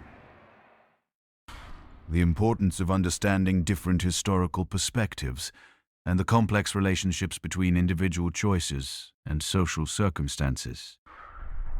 Her transformation from privileged youth to tragic victim resonates with young people who are developing their own understanding of fairness, responsibility, and moral complexity. The ongoing scholarly debates about Marie Antoinette's historical significance reflect broader questions about how democratic societies should remember and interpret their past, particularly when that past involves violence and injustice committed in the name of political ideals that continue to shape contemporary governance. Her story forces modern people to confront uncomfortable truths about the costs of political change and the moral ambiguities that characterize most historical transformations. Contemporary historians continue to discover new documents and evidence that illuminate previously unknown aspects of her life and death, while also developing new interpretative frameworks that reflect changing understanding of gender, power, and political culture. These ongoing investigations ensure that Marie Antoinette remains not just a historical figure, but an active subject of scholarly inquiry that contributes to broader understanding of European political development. The international scope of interest in Marie Antoinette's story reflects the global impact of the French Revolution and the democratic ideologies that emerged from 18th century political upheaval. Her fate continues to resonate with people throughout the world who are struggling to understand the relationship between traditional authority and modern democracy, between individual rights and collective welfare, and so, between peaceful reform and revolutionary change. Her legacy serves as a reminder that historical change always involves human costs that transcend the abstract benefits or drawbacks of different political systems. The teenage Austrian princess who became Queen of France and was ultimately destroyed by forces she could not control or comprehend continues to embody the complex relationships between personal tragedy and historical necessity that characterize the most significant moments in human political development. The story of Marie Antoinette remains unfinished because each generation discovers new meanings and relevance in her remarkable journey from privilege to persecution. Her life and death continue to illuminate enduring questions about power, justice, gender, and political change that will remain relevant as long as human societies struggle to balance competing claims about legitimate authority, individual rights, and collective welfare. Tonight, as we drift towards sleep in our own complex world of political uncertainty and social change, we can find both warning and inspiration in her story. The woman who faced her destruction with dignity and forgiveness demonstrated that human character can transcend the particular circumstances that shape individual fate, offering hope that courage and compassion remain possible even in the darkest moments of historical upheaval. The quiet halls of the Conciergerie still echo with the footsteps of history's most tragic queen, but her story extends far beyond those final months of imprisonment and trial. As we settle deeper into this gentle evening together, let us explore how Marie Antoinette's legacy shaped not just France, but the entire trajectory of European civilization in ways that continue to influence our world today.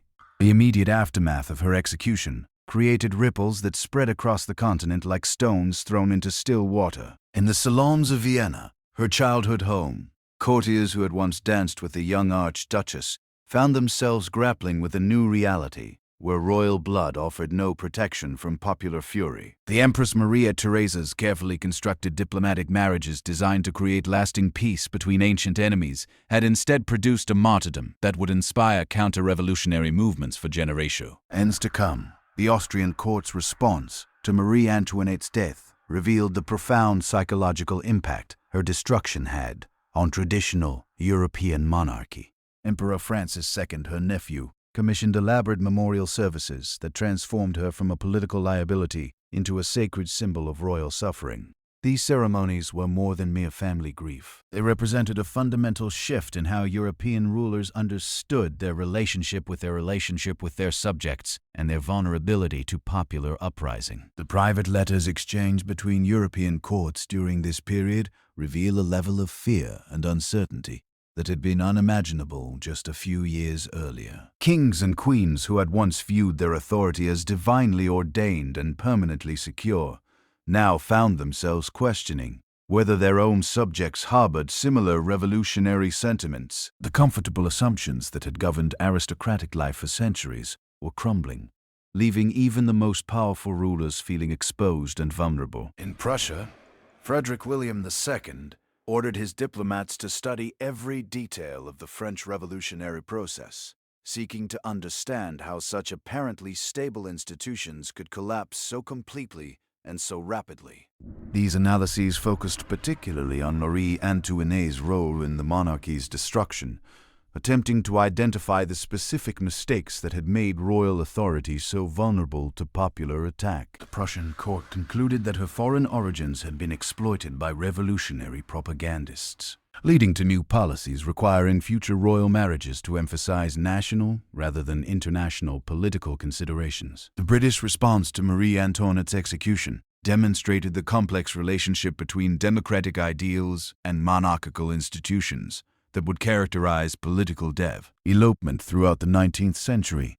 Edmund Burke, the great conservative philosopher, used her fate as the centerpiece of his critique of revolutionary extremism, arguing that her destruction represented the triumph of abstract theory over human compassion and practical wisdom. His emotional description of seeing her at Versailles in her youth before revolutionary hatred had transformed her into a symbol of everything the new order sought to destroy became one of the most influential pieces of counter-revolutionary literature ever written. Yet even Burke's passionate defense of Marie Antoinette revealed the ways that her story had become more important as symbol than as historical reality.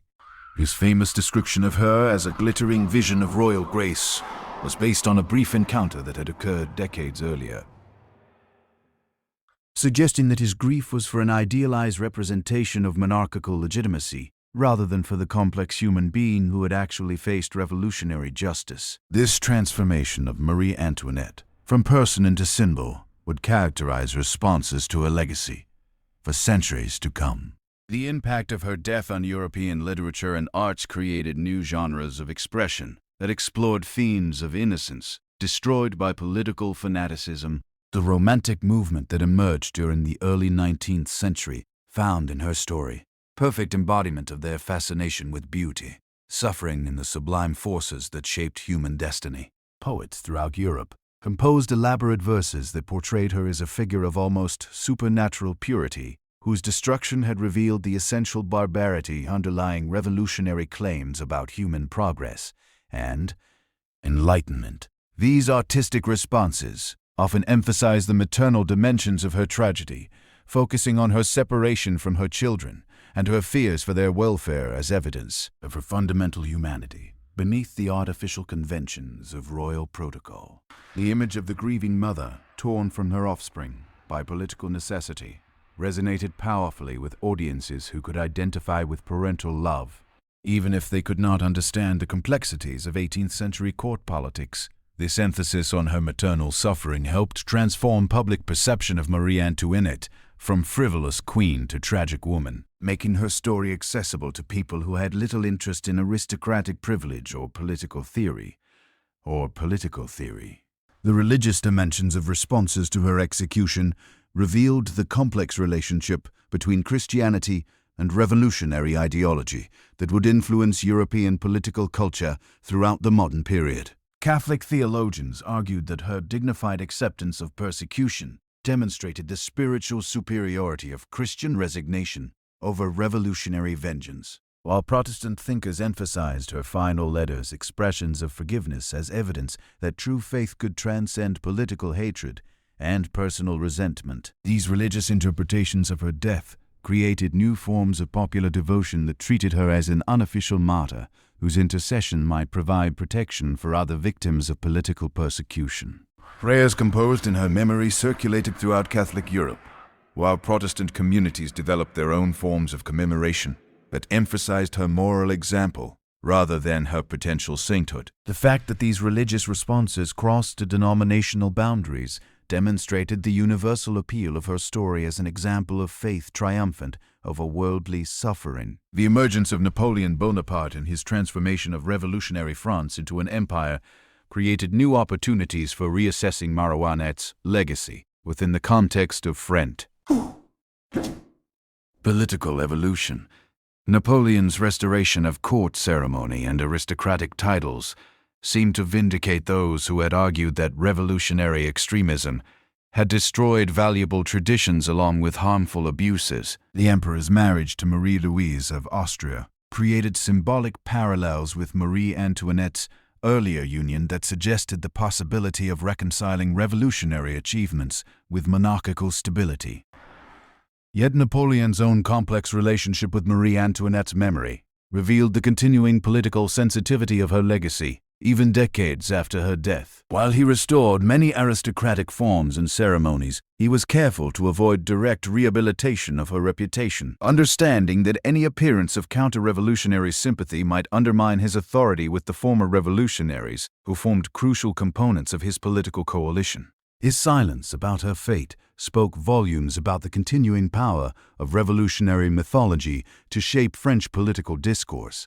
The Bourbon Restoration that followed Napoleon's defeat provided the first official opportunities for publicly honoring Marie Antoinette's memory and acknowledging the injustices she had suffered at revolutionary hands. Louis XVIII, brother of the executed king,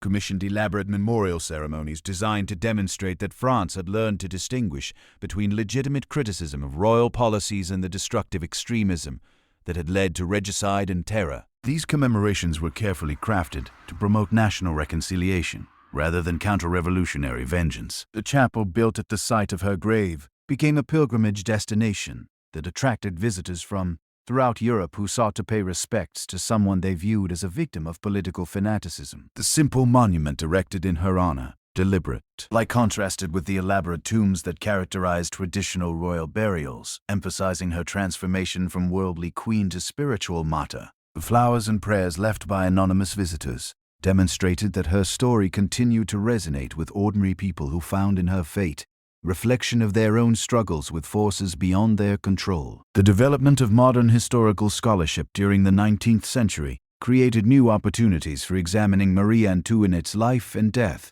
through systematic analysis of documentary evidence rather than political propaganda or romantic imagination. Professional historians began investigating the actual circumstances of her reign, her personal relationships, and her political activities with methods designed to distinguish between verifiable facts and legendary accretions that had accumulated around her memory. These scholarly investigations revealed that much of the popular mythology surrounding Marie Antoinette had been based on deliberate fabrications created by her political enemies or romantic exaggerations developed by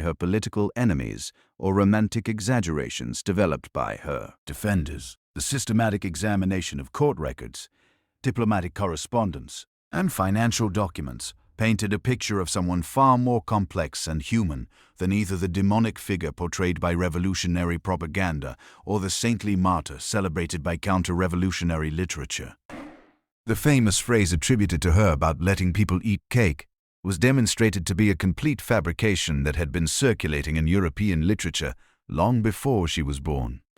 Similar investigations revealed that many other accusations against her had been based on court gossip, political speculation, or deliberate misinformation, rather than documented evidence of actual misconduct. Yet these scholarly corrections had limited impact on popular understanding of her historic significance because her symbolic meaning had become more important than factual accuracy about her personal behavior. The emergence of feminist intellectual movements during the 19th and 20th centuries created new frameworks for interpreting Marie Antoinette's story that emphasized gender dynamics rather than purely political or religious themes. Feminist scholars argue that her destruction reflected not just revolutionary hostility toward royal authority, but deeper cultural anxieties about female power and sexuality that had made her particularly vulnerable to the kinds of personal attacks that had undermined her political position. These feminist interpretations highlighted the ways that criticism of Marie Antoinette had focused obsessively on her appearance, her friendships, her spending habits, and other aspects of her behavior that were typically used to police women's conduct rather than to evaluate political performance. The systematic destruction of her reputation through gendered insults and sexual innuendo revealed patterns of misogyny that had shaped not just her personal fate, but the broader development of European political culture. The analysis of revolutionary pamphlets and propaganda revealed the extent to which attacks on Marie Antoinette had relied on specifically feminine stereotypes about vanity, frivolity, and sexual misconduct that would have been irrelevant if directed against male political figures. Her foreign origins were consistently sexualized in ways that portrayed her as a seductress who had corrupted French masculinity, while her interest in fashion and entertainment was interpreted as evidence of feminine weakness that made her unsuitable for political authority. These gender-based attacks reflected broader cultural anxieties about women's roles in political life that would continue to influence European society throughout the modern period. The revolutionary movement that had proclaimed equality and universal rights had simultaneously reinforced traditional gender hierarchies by eliminating the few spaces where aristocratic women had been able to exercise informal political influence. Marie Antoinette's destruction had established precedents for excluding women from political authority that would persist long after the specific revolutionary circumstances that had created them.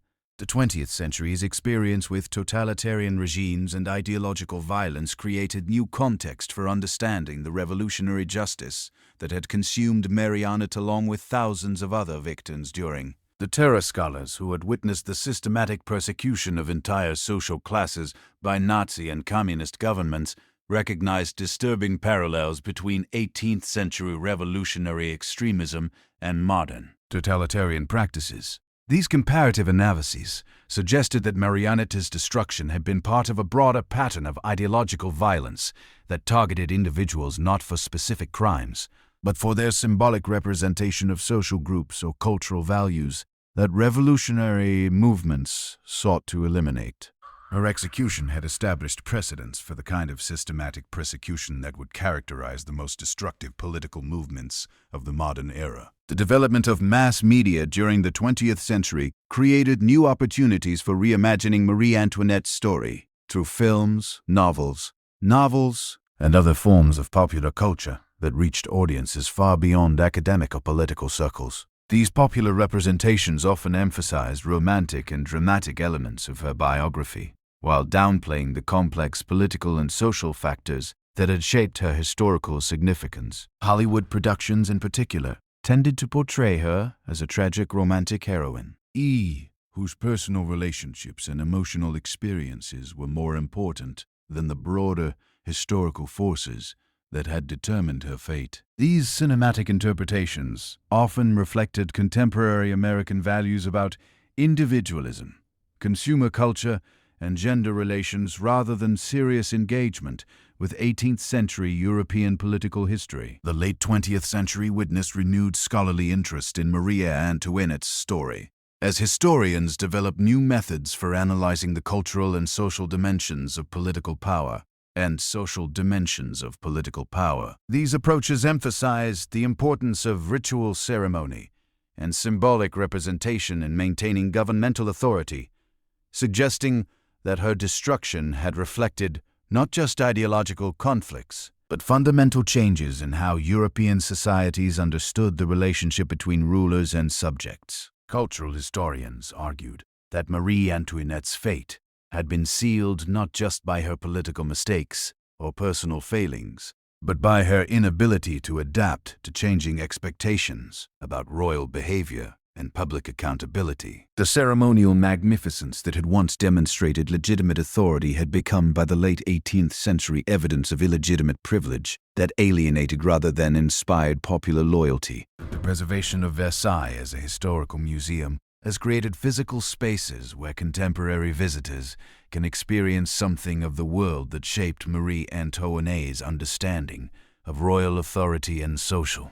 hierarchy. Walking through the Hall of Mirrors or visiting the Patreon allows modern people to glimpse the material culture that had defined her daily existence, while also recognizing how completely that world was destroyed by revolutionary change.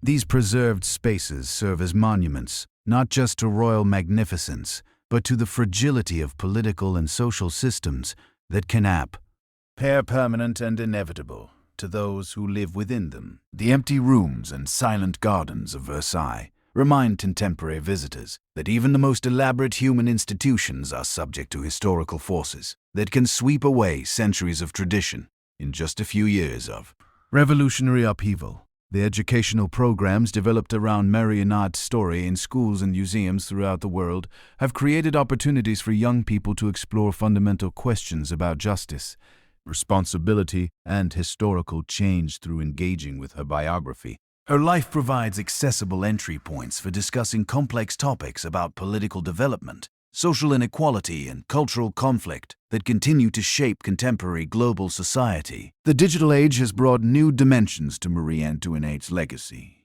with online communities dedicated to studying her life and historical impact.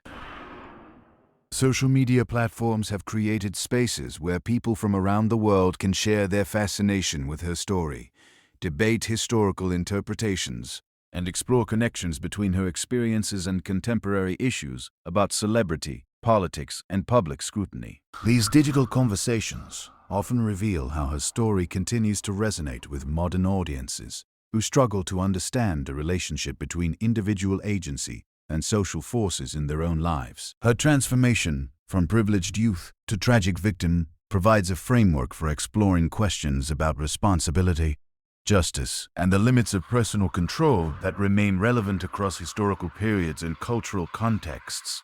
The ongoing scholarly debates about Marie Antoinette's historical significance reflect broader questions about how democratic societies should remember and interpret their past, particularly when that past involves violence and injustice committed in the name of political ideals that continue to shape contemporary governance. Her story forces modern people to confront uncomfortable truths about the costs of political change and the moral ambiguities that characterize most historical transformations. As we near the end of our gentle journey through her remarkable life and enduring legacy, we can see how Marie Antoinette's story transcends the specific circumstances of 18th century France to illuminate universal themes about power, privilege, gender, and justice. Her transformation from Austrian princess to French queen to revolutionary victim continues to provide insights into the complex relationships between individual choices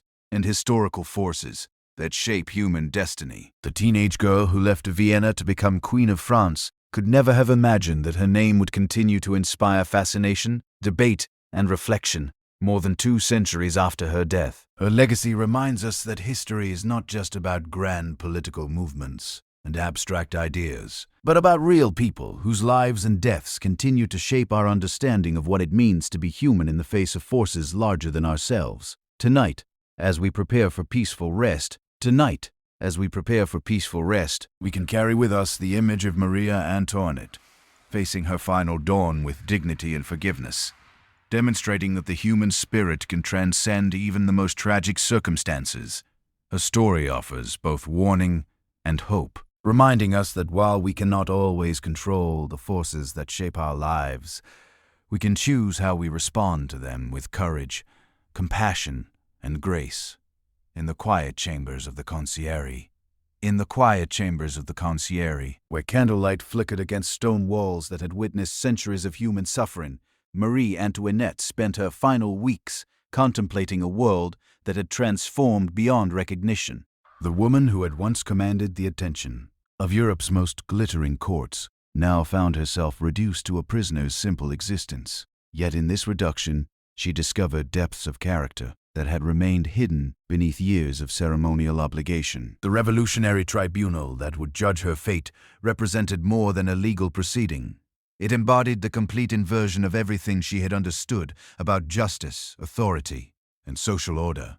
The judges who would determine her guilt or innocence were men who viewed her very existence as evidence of crimes against humanity. They saw in her not an individual woman who had made specific choices under particular circumstances, but a symbol of systematic oppression that had to be eliminated for the revolution to achieve its purifying goals. Her defense attorney, Claude Chauveau-Lagarde, faced an impossible task that revealed the fundamental nature of revolutionary justice. He was expected to provide legal representation for someone whose symbolic significance had already predetermined her fate.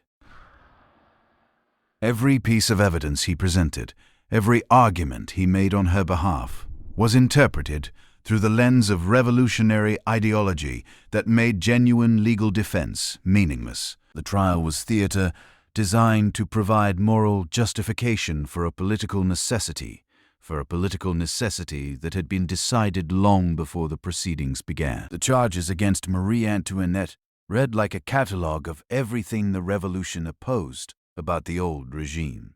She was accused of corrupting her husband's political judgment, of maintaining treasonous correspondence with foreign enemies, of squandering national resources on personal luxuries, and of conspiring to restore absolute monarchy through military intervention.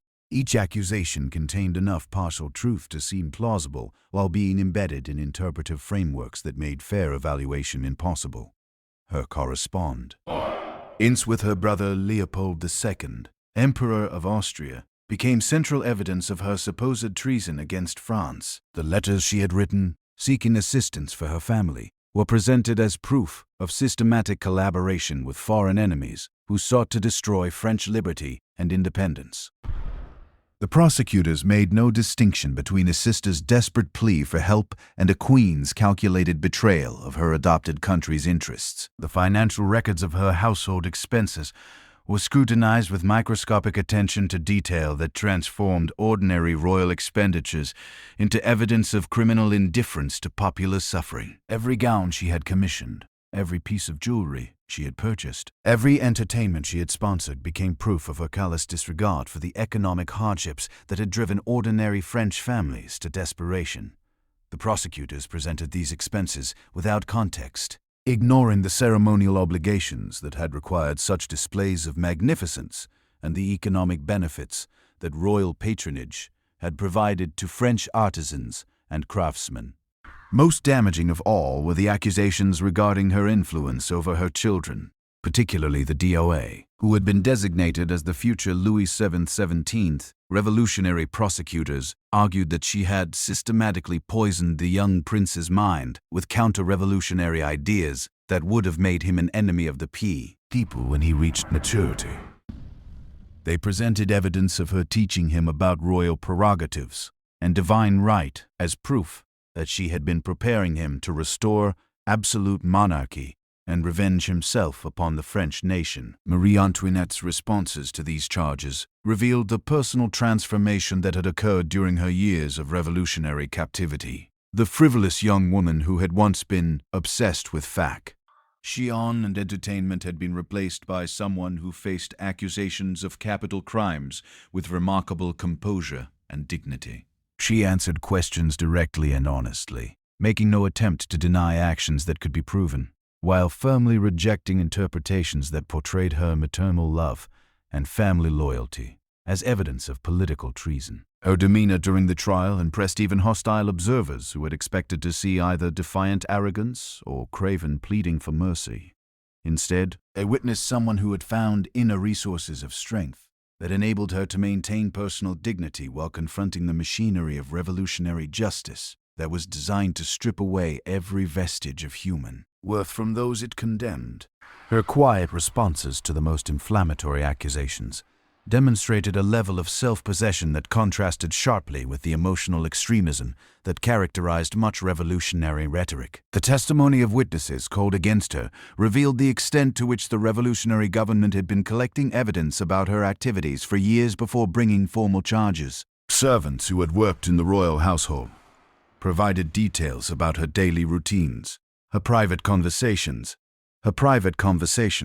and her personal relationships that had been carefully documented and preserved for potential use in future legal proceedings. This systematic surveillance demonstrated that her destruction had been planned long before the specific circumstances that led to her trial. Many of these witnesses had been coerced or incentivized to provide testimony that supported the prosecution's case, making their statements unreliable as evidence, but powerful as political theater. Former courtiers who owed their survival to revolutionary tolerance found themselves forced to choose between loyalty to their former queen and their own safe Idimos Joe's survival, providing testimony that confirmed popular suspicions about royal corruption and conspiracy while protecting themselves from accusations of counter-revolutionary sympathy. The few witnesses who attempted to speak on Marie Antoinette's behalf faced immediate suspicion about their own political loyalties and revolutionary commitment. Their testimony was dismissed as evidence of continued aristocratic conspiracy, rather than honest evaluation of her character and conduct. The Revolutionary Tribunal had created a legal environment where defending the accused was itself considered evidence of political crime, making genuine justice impossible within the ideological framework that governed the proceedings. Marie Antoinette's final statement to the tribunal demonstrated the spiritual transformation that had occurred during her months of imprisonment and preparation for death. She acknowledged her mistakes and regrets while maintaining her innocence of the specific crimes charged against her. Her words revealed someone who had come to understand her life and death within larger frameworks of divine providence and historical necessity that transcended the political calculations that had brought her to this moment. She expressed forgiveness for her enemies and acceptance of her fate, in language that echoed Christian teachings about redemption through suffering. This religious dimension of her final testimony provided her with sources of meaning and comfort that were independent of the revolutionary ideologies that had condemned her. Her ability to find spiritual significance in personal tragedy demonstrated resilience that her captives had not been able to break, despite months of psychological pressure and physical hardship. The verdict was announced with ceremonial gravity that emphasized the historical importance of the moment rather than the legal merit. Of the case. Marie Antoinette was found guilty of conspiracy against the liberty of the nation and sentenced to death by guillotine. The judges who pronounced this sentence understood that they were participating in a ritual that would transform French political culture by demonstrating that no individual, regardless of birth or status, was above the justice of the people. Her reaction to the death sentence revealed the complete acceptance of her fate that she had achieved during the preceding months of preparation. She received the verdict with the same quiet dignity that had characterized her behavior throughout the trial, showing no signs of surprise or despair that might have provided her enemies with satisfaction. Her composure in the face of imminent execution demonstrated that she had found sources of strength that transcended the immediate circumstances of her political destruction. The brief period between her sentencing and execution provided opportunities for final letters and personal preparations that revealed the depth of character she had developed during her revolutionary ordeal. Her correspondence with family members and friends who remained alive demonstrated concern for their welfare rather than self-pity about her own situation. She used these final communications to express love, gratitude, and forgiveness rather than bitterness or resentment about the injustices she had suffered. Her letter to Madame Elizabeth, written on the morning of her execution, became one of the most remarkable documents in the history of political persecution. In it, she expressed complete forgiveness for those who had condemned her while acknowledging her own failings and mistakes. The letter revealed someone who had found peace with her fate and spiritual meaning in her suffering that enabled her to face death without hatred or despair. The preparations for her executor then were designed to demonstrate the complete equality that revolutionary justice imposed on all citizens regardless of their previous status or privileges. She was transported to the scaffold in the same kind of cart used for common criminals, wearing simple clothes that contrasted sharply with the magnificent costumes that had once defined her public image. This deliberate stripping away of royal ceremony was intended to show that the revolution had eliminated the artificial distinctions that had separated rulers from subjects. The crowds that gathered to witness her execution represented a cross-section of Parisian society that included many people who had never seen her during her years as queen. For most spectators, she was less a real person than a symbol of everything they had been taught to hate about the old regime. Their reaction to her final appearance would determine whether her death would be seen as justice, triumphant, or tragedy that revealed the cruel extremes of revolutionary fervor. Her behavior during the journey to the scaffold provided her final opportunity to influence how her death would be remembered by posterity.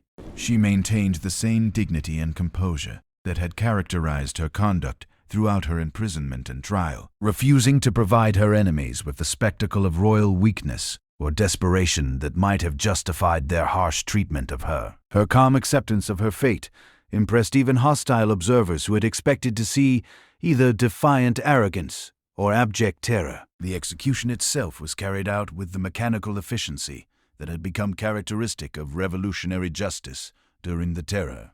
The guillotine that ended her life was the same instrument that had claimed thousands of other victims, demonstrating the equality of death that revolutionary ideology imposed on all enemies of the people. Her final moments were witnessed by hundreds of spectators who would carry their memories of this event throughout their lives, influencing how future generations would understand the meaning of her destruction. The immediate aftermath of her execution revealed the complex emotions that her death had generated, even among those who had supported revolutionary justice. Many spectators who had come expecting to celebrate the elimination of France's greatest enemy instead found themselves moved by the dignity with which she had faced her fate. Her transformation from symbol of royal oppression into suffering human being created moral complications that revolutionary ideology had not anticipated or prepared to address. The disposal of her body was deliberately designed to prevent the creation of martyrdom sites that might become focuses for counter-revolutionary devotion. She was buried in an unmarked grave, along with other victims of the Terror, with no ceremony or memorial that might preserve her memory or future generations. This attempt to erase her from history reflected revolutionary understanding that her symbolic significance might persist beyond her physical destruction if appropriate precautions were not taken. Yet the very attempts to eliminate her memory from French consciousness revealed the continuing power of her story to influence political culture and historical understanding. The revolutionary government's sensitivity to her potential posthumous influence demonstrated that her death had not resolved the contradictions and conflicts that had led to her destruction. Instead, it had created new forms of political and moral tension that would continue to shape French society for generations to come. The news of Marie Antoinette's execution spread across Europe through diplomatic channels and newspaper reports that carried different interpretations of its significance to various national audiences. In Austria, her death was received as confirmation that revolutionary France had become completely dominated by extremist elements that posed existential threats to all European monarchies. The Habsburg court immediately began preparing for expanded military campaigns designed to restore legitimate government and prevent the spread of revolutionary contagion to other countries. British reactions revealed the complex relationship between democratic ideals and monarchical institutions that would characterize political development throughout the 19th century. Parliamentary debates about appropriate responses to her execution exposed deep divisions within British society about the proper balance between support for political reform and respect for traditional institutions. These discussions established precedents for how democratic societies would address questions about revolution, violence, and political change in their own territories and international relations. The impact on French immigrant communities scattered across Europe was particularly profound, as Marie Antoinette's execution seemed to confirm their worst fears about the impossibility of negotiating with revolutionary authorities or finding compromise solutions that might preserve some elements of traditional government. Her death strengthened the resolve of counter-revolutionary movements, while also demonstrating the enormous risks involved in opposing the new regime that had consolidated its power through systematic elimination of all potential rivals. Religious leaders throughout Europe found in her execution powerful ammunition for their campaigns against revolutionary atheism and materialism. Her final letter, with its expressions of Christian forgiveness and submission to divine will, became a sacred text that demonstrated the spiritual superiority of traditional faith over revolutionary ideology.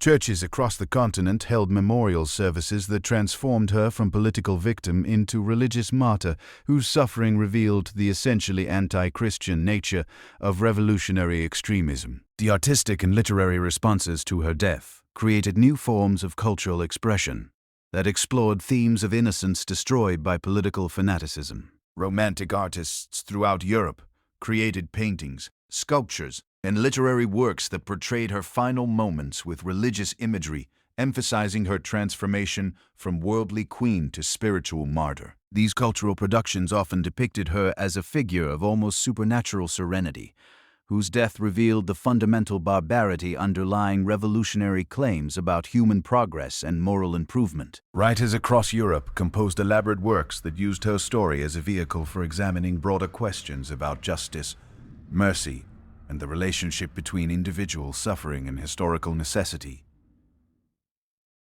The most sophisticated of these artistic responses recognized that her tragedy reflected not just personal misfortune, but the collision between traditional social structures and revolutionary ideologies that neither side fully understood or effectively controlled. The emergence of Napoleon Bonaparte and his gradual transformation of revolutionary France into an empire created new opportunities for reassessing Marie Antoinette's legacy within the context of French political evolution. Napoleon's restoration of court ceremony. Aristocratic titles and imperial magnificence seemed to vindicate those who had argued that revolutionary extremism had destroyed valuable traditions, along with harmful abuses. His marriage to Marie-Louise of Austria created symbolic parallels with Marie Antoinette's earlier union that suggested possibilities for reconciling revolutionary achievements with monarchical stability. Yet Napoleon's complex relationship with Marianne's memory revealed the continuing political sensitivity of her legacy even decades after her death. While he restored many aristocratic forms and ceremonies, he was careful to avoid direct rehabilitation of her reputation, understanding that any appearance of counter-revolutionary sympathy might undermine his authority with former revolutionaries who formed crucial components of his political coalition. His strategic silence about her fate spoke volumes about the continuing power of revolutionary mythology to shape French political discourse. The Bourbon Restoration that followed Napoleon's defeat provided the first official opportunities for publicly honoring Marie Antoinette's memory, and acknowledging the injustices she had suffered at revolutionary hands. Louis XVIII commissioned elaborate memorial ceremonies designed to demonstrate that France had learned to distinguish between legitimate criticism of royal policies and the destructive extremism that had led to regicide and terror. These commemorations were carefully crafted to promote national reconciliation rather than counter-revolutionary vengeance. The chapel built at the site of her grave became a pilgrimage destination that attracted visitors from throughout Europe who sought to pay respects to someone they viewed as a victim of political fanaticism. The simple monument erected in her honor deliberately contrasted with the elaborate tombs that characterized traditional royal burials, emphasizing her transformation from worldly queen to spiritual martyr, whose significance transcended ordinary political categories. As our gentle evening draws toward its peaceful conclusion, we can see how Marie Antoinette's story continues to illuminate fundamental questions about power, justice, and human dignity that remain as relevant today as they were in 18th century France. Her journey from Austrian princess to French queen to revolutionary victim demonstrates both the fragility of human institutions and the resilience of human character when confronted with circumstances beyond personal control. The teenage girl who left Vienna with such hope and excitement could never have imagined that her name would continue to inspire reflection and debate more than 2 centuries after her death. Her legacy reminds us that history is shaped not just by abstract forces and political movements, but by individual human beings whose choices and sufferings continue to influence how we understand the relationship between personal destiny and historical change. Tonight, as we prepare for restful sleep, we can carry with us the image of Marie Antoinette facing her final dawn, with the dignity and forgiveness that revealed the depths of character she had discovered during her darkest hours. Her story offers both sobering warnings about the dangers of political extremism and inspiring examples of human grace under impossible circumstances, reminding us that even in history's most tragic moments, individuals can choose to respond with courage, compassion, and hope. The quiet halls of Versailles may stand empty now, their mirrors reflecting only shadows of the glittering world that once defined European civilization. But the woman who walked those halls continues to teach us about the enduring importance of maintaining our humanity regardless of the forces that seek to diminish or destroy it. Her remark, "Able journey from privilege to persecution to posthumous redemption," demonstrates that true nobility lies not in the circumstances of our birth, but in how we choose to face the challenges that life presents to us all. The years following the Bourbon Restoration witnessed a remarkable transformation in how Marie Antoinette's memory was preserved and interpreted by successive generations who struggled to understand her place in the broader narrative of European political development. The simple chapel that marked her final resting place became far more than a memorial site. It evolved into a symbol of reconciliation between revolutionary ideals and monarchical traditions that had seemed irreconcilably opposed during the violent years of political upheaval. Visitors who made pilgrimages to this modest shrine came from every social class and political persuasion, united by fascination with a story that transcended the specific circumstances of 18th century court politics.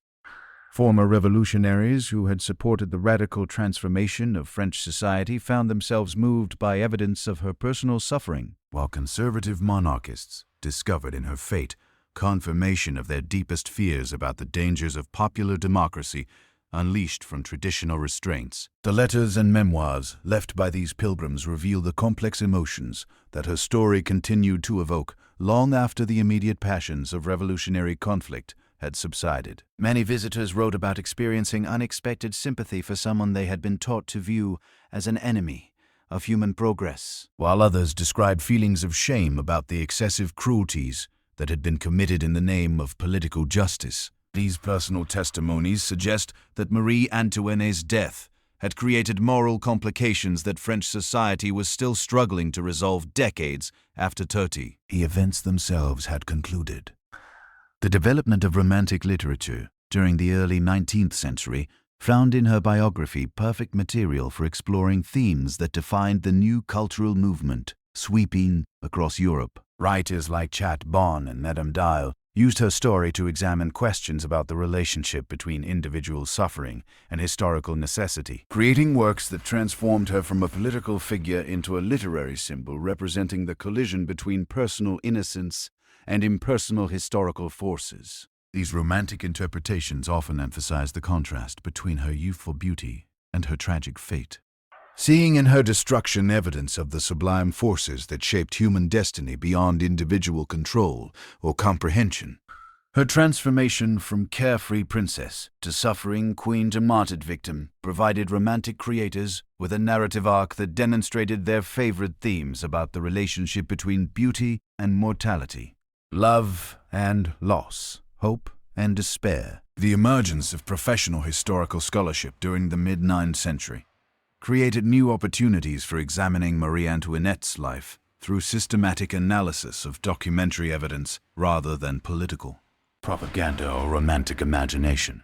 Historians like Jules Michel began investigating the actual circumstances of her reign, her personal relationships, D'Astaire, and her political activities with methods designed to distinguish between verifiable facts and legendary accretions that had accumulated around her memory through decades of partisan interpretation. These scholarly investigations revealed that much of the popular mythology surrounding Marie Antoinette had been based on deliberate fabrications created by her political enemies or romantic exaggerations developed by her defenders.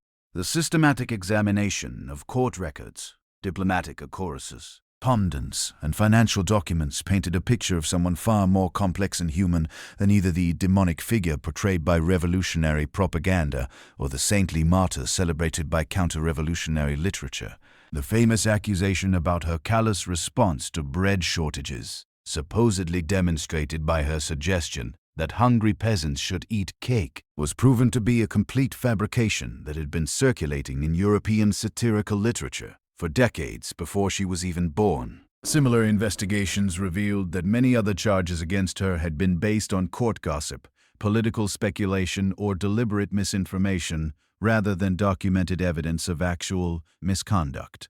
Yet these scholarly corrections had limited impact on popular understanding of her historical significance because her symbolic meaning had become far more important than factual accuracy about her personal behavior. The woman who had been destroyed by revolutionary justice had been transformed into a powerful representation of broader conflicts between tradition and innovation, privilege and equality, foreign influence and national sovereignty that transcended the specific circumstances of 18th century France. The industrial transformation of European society during the 19th century created new context for understanding Marie Antoinette's supposed obsession with luxury and material display. As manufacturing processes made elaborate consumer goods available to broader segments of the population, her interest in fashion and decoration seemed less exceptional and more representative of emerging patterns of consumption that would characterize modern capitalist societies.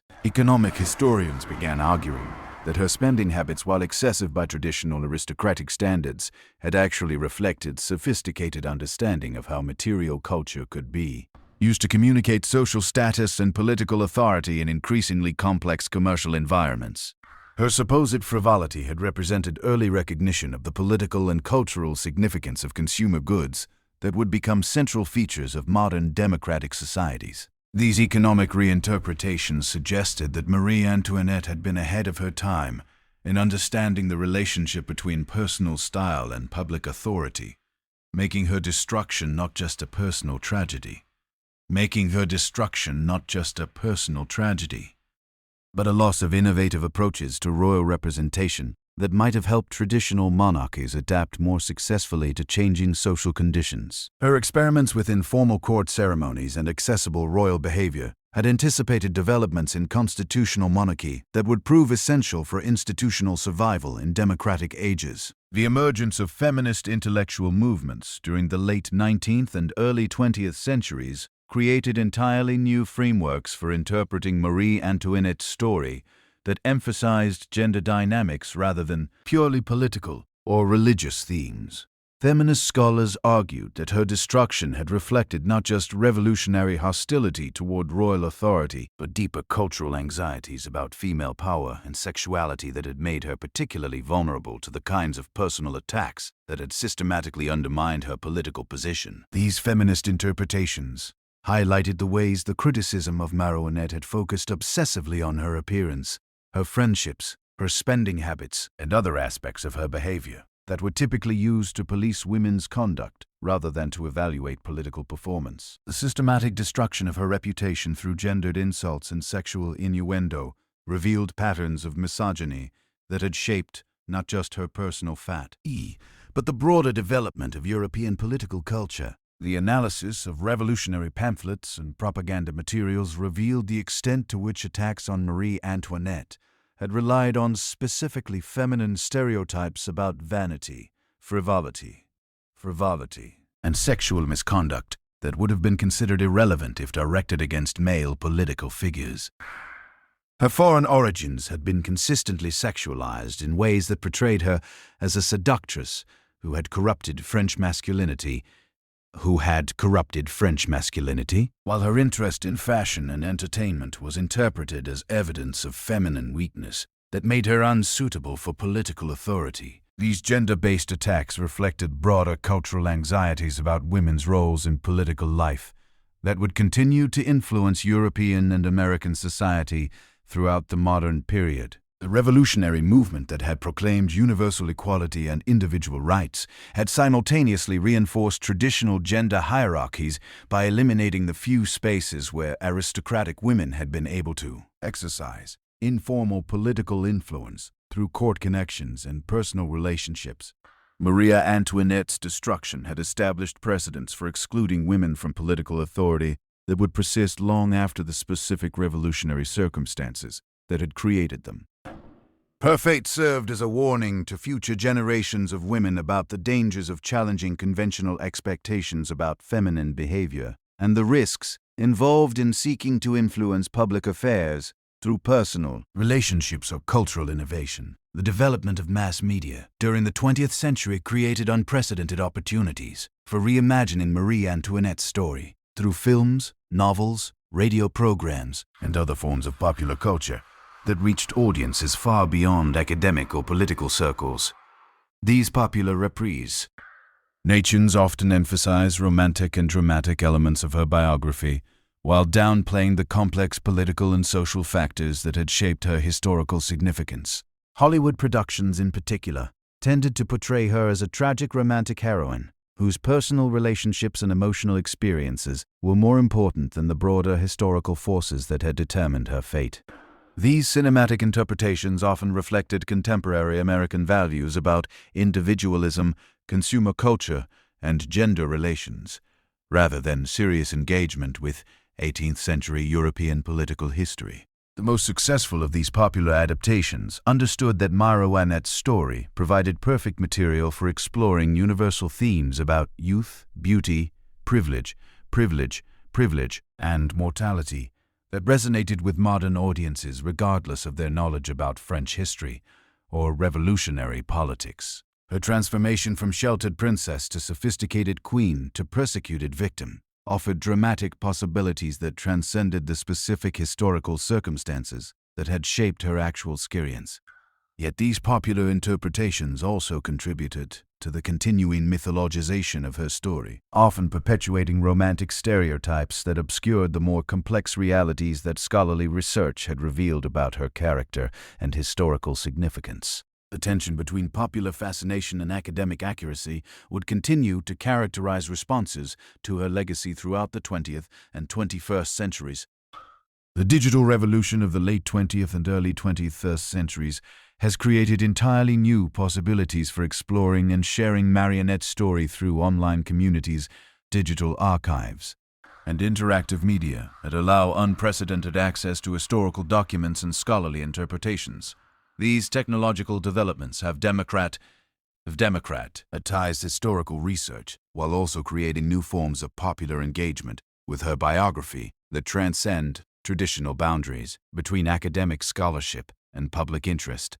Online forums dedicated to studying her life have produced collaborative research projects that combine professional historical methods with enthusiastic amateur investigation, creating new forms of knowledge production that challenge traditional academic hierarchies while maintaining rigorous standards for evidence and interpretation. These digital communities often focus on specific aspects of her story that have been neglected by conventional scholarship, such as her relationships with servants, her daily routines, or her responses to contemporary cultural developments. The preservation of Versailles as a UNESCO World Heritage Site has created physical spaces where contemporary visitors from around the world can experience something of the environment that shaped Marie Antoinette's understanding of royal authority and social hierarchy, the restoration of her private apartments, including the famous Petit Trianon and its surrounding gardens, allows modern people to glimpse the material culture that had defined her daily existence, while also recognizing how completely that world was destroyed by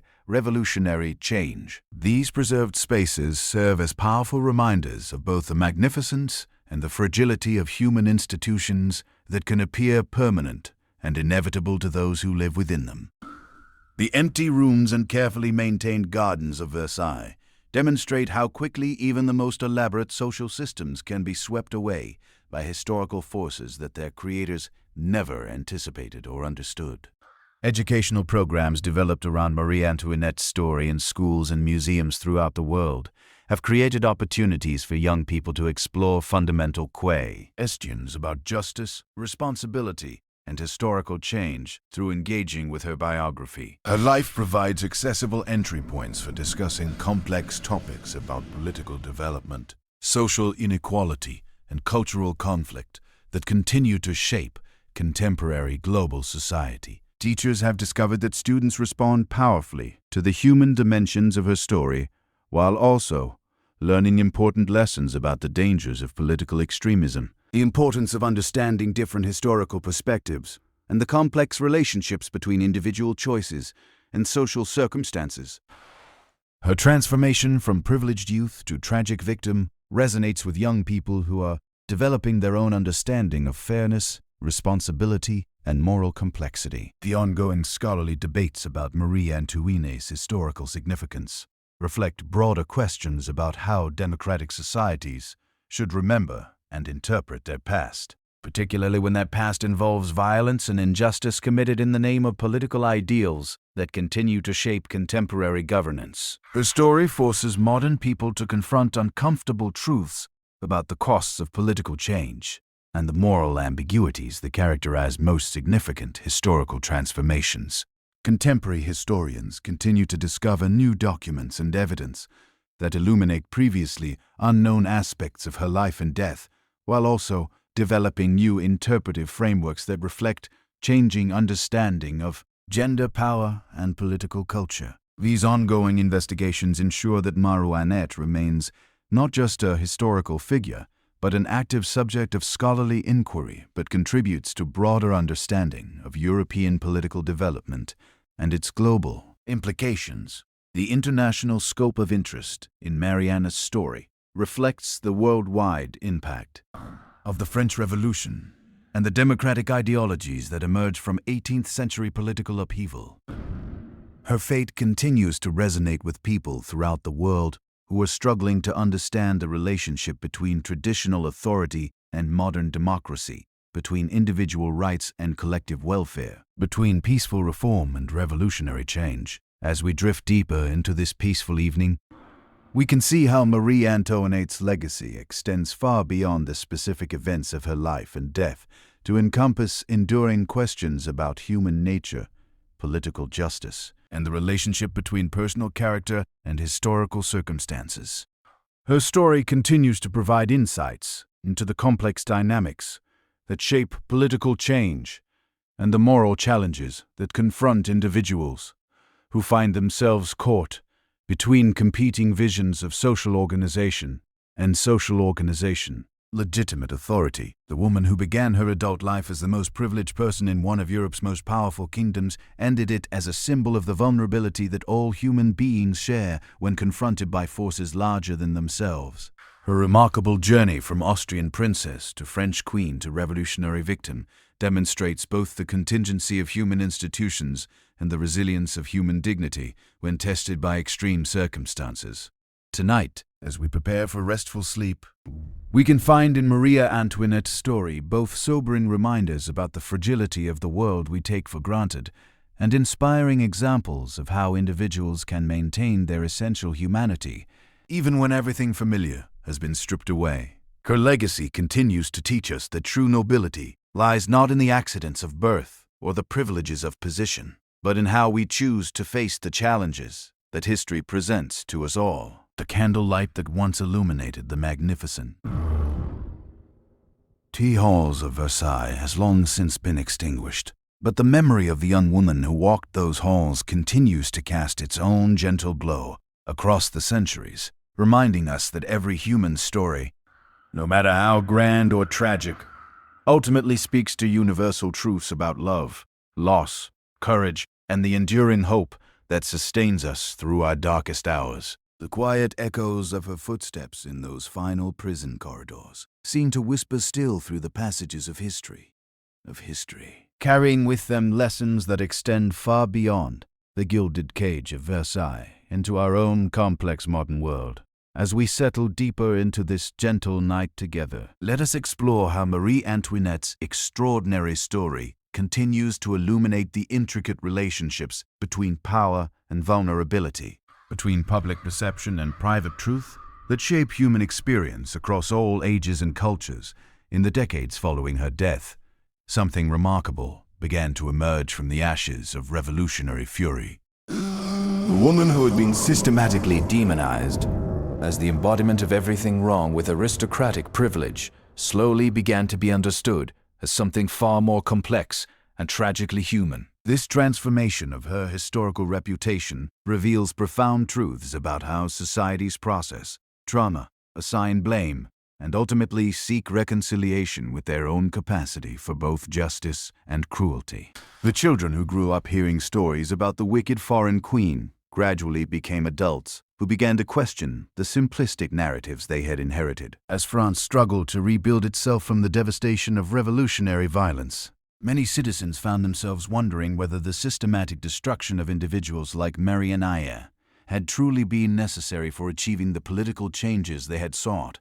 This growing ambivalence about revolutio and honoré justice reflected broader questions about the relationship between means and ends that would continue to trouble democratic societies throughout the modern era. The letters and diaries kept by ordinary French citizens during the early 19th century reveal fascinating insights into how popular memory of Marie Antoinette evolved as the immediate passions of political conflict gave way to more reflective consideration of what had actually been accomplished through her destruction.